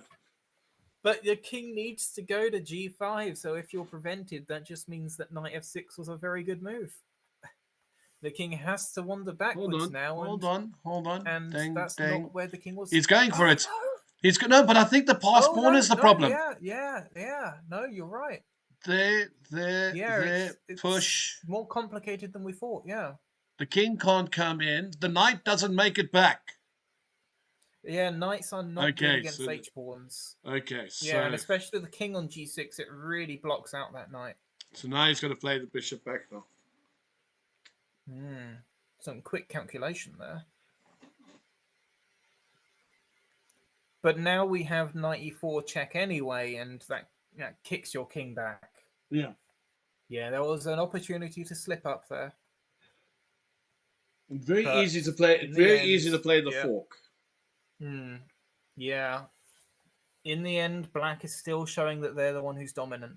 Yeah. You don't need to go off winning material and allowing white to take your pawns. Just don't let white take anything. Just dominate the bishop. That's all you need to do. Just keep the pressure on that pawn on a5. Keep the white king busy defending squares like f5. Okay, can you play? Cover squares that bishop could go to. Yep. Black's doing a little bit of the old back and forth to keep white on his toes, because white has to think about every move he's making. Yes, you can't just move, can he? No, if we keep this knight on a light square, we don't need to worry about what that bishop's doing. It can't attack us. But white has to be concerned every move about where to put the bishop, because you might fall into a knight taking it or a knight fork. And white's the one very, very low on time here. What are we thinking about? King f5 or king d5? Is that what we're thinking about? Okay. So now what are we doing? Are we getting the knight to b3? Are we getting the knight to c6? Are we playing c3? But king d3 is a move. We're getting the knight to b3 by looks of things, or getting the knight to d3. Something that black has here is there's so many different possibilities that black can make, and you only need one of them to work. And if you don't find it, then you can just go back and forth, and you can find it on the next time round. So now it looks like we're going to be winning the f-pawn, and it's going to turn out that the white king is on the wrong side of the board. But unfortunately, with only one pawn left, it shouldn't be a winnable ending. No, this shouldn't be winning. I think the bishop goes to d1. I think this is a draw. Yeah, no. It's maybe there were opportunities earlier where we could have won. Yeah. But again, well played. Remember, White's doing this with 20 seconds on his clock. Yeah, yeah. No, White's done very, very well to hold this. This is really good. This is really, really good. I mean, again, really good. Yeah, he doesn't have to do anything. Don't take the knight there. That's the other thing you can do. Just wait, because that pawn can't move. Yeah, well, the idea is we want to try and get the knight to f6 and then move the pawn forward. So there is still play, but it should be a very easy draw if white knows what they're doing. But it's not like black's not doing anything. No, black's trying. Yeah, black can still try. Move for a knight round, keep the king out, and at some point we're going to try king f5 and then knight. And knight as you f6. said, he's trying to get knight f6, and the bishop problem is just... if you ever play knight f6, we just take it, and it's a drawn king up pawn ending. Yeah. You see, now you just play your king up. Yeah. Play your king to g3. King f3, king g3, or, yeah. Whatever. Knight f6, this bishop takes knight, and it's a draw. Yeah. So other than that, there's nothing to do except try and swindle a fork or something. Yeah. And Which the bishop can and the happen. king are staying far away from each other, so... Yeah, but in a game with increment, that's not going to happen. There is also, we can try and force the bishop off of this diagonal. I think it's very difficult to do, though. Yeah, especially white's keeping the king on a light square. This is the key point. If the king goes to a dark square, then we can use forks as ways of eliminating squares for the bishop. No, But we if should the king stays on a light square, that's not gonna get a happen. threefold at some point. Nice little cheeky check. Yeah. The only thing you can really hope for with black is try and cover all the squares the bishop can go to. So then you're in a zugzwang, you have to move the king instead and force the king onto a dark square where you're now in a position where you can attack the bishop and control all the squares with a fork being one of That's the very ways of difficult to doing do, it. isn't it? That's very difficult to do, especially in a Oh, here we quick play go. game like this. And if the knight wants to attack the bishop, that takes 2 moves. So I am not sure it's possible at all. Now the bishop goes back to d8. Yeah, No, now can't white's go. got all the time back. No, he goes king. No, he's going to sit and Don't think put the about bishop this. back on d8. No, don't do that. Don't do that. Don't do that. Don't do that. It's a King very easy g4. thing to do. King g4, keep the king on the light square. That's what you need to do. Okay, yeah. Keep the king on the light square. Still though, somehow we forced the bishop off of that diagonal, but the bishop's made it back onto the other diagonal. I realized we wanted the bishop on that previous diagonal because that was the shorter one. This is the longer one. Why not keep the bishop on d2? It's the longer diagonal. And it's a draw by agreement. Yeah. And Chess Club Politica, 4.5, 3.5 Well played. points, champions of Worldchess league.Live. Absolutely. And what a game to finish it off. That, again, so easy. We saw so many times how easy it was to make a mistake. And 20 seconds on the clock, he is finding the right moves. I think it's wrong. High-rated players have such high ratings because they get into endings like that are complete dead draws, and they just keep on playing, and then their opponent blunders a fork. Yeah, no, absolutely. And even in that one position where the fork was there, but it wasn't there because the king takes the pawn and the queen and the was pawn. it? I didn't. Oh. Remember, there was knight check. He takes the bishop. He takes the pawn. The h pawn runs. Your knight doesn't get back in time, which is why he never played it. He had to play king f7. So really, really good technique by both players. Really, really good game by all players that played today. There wasn't one game where you go, "Oh, you didn't play well." No, you guys played phenomenally, and true testament to the final. Andrew, it was almost as if it was a World Chess League final. Almost, eh? Almost, just a little bit. Yeah, these are bad, not bad. So, well done, Chess Club Politica. They have the three-peat. They've won this 3 times in a row, but they still have to battle really hard, and each time it's never easy, and they do keep coming back. Commiserations, Team Iran Pro.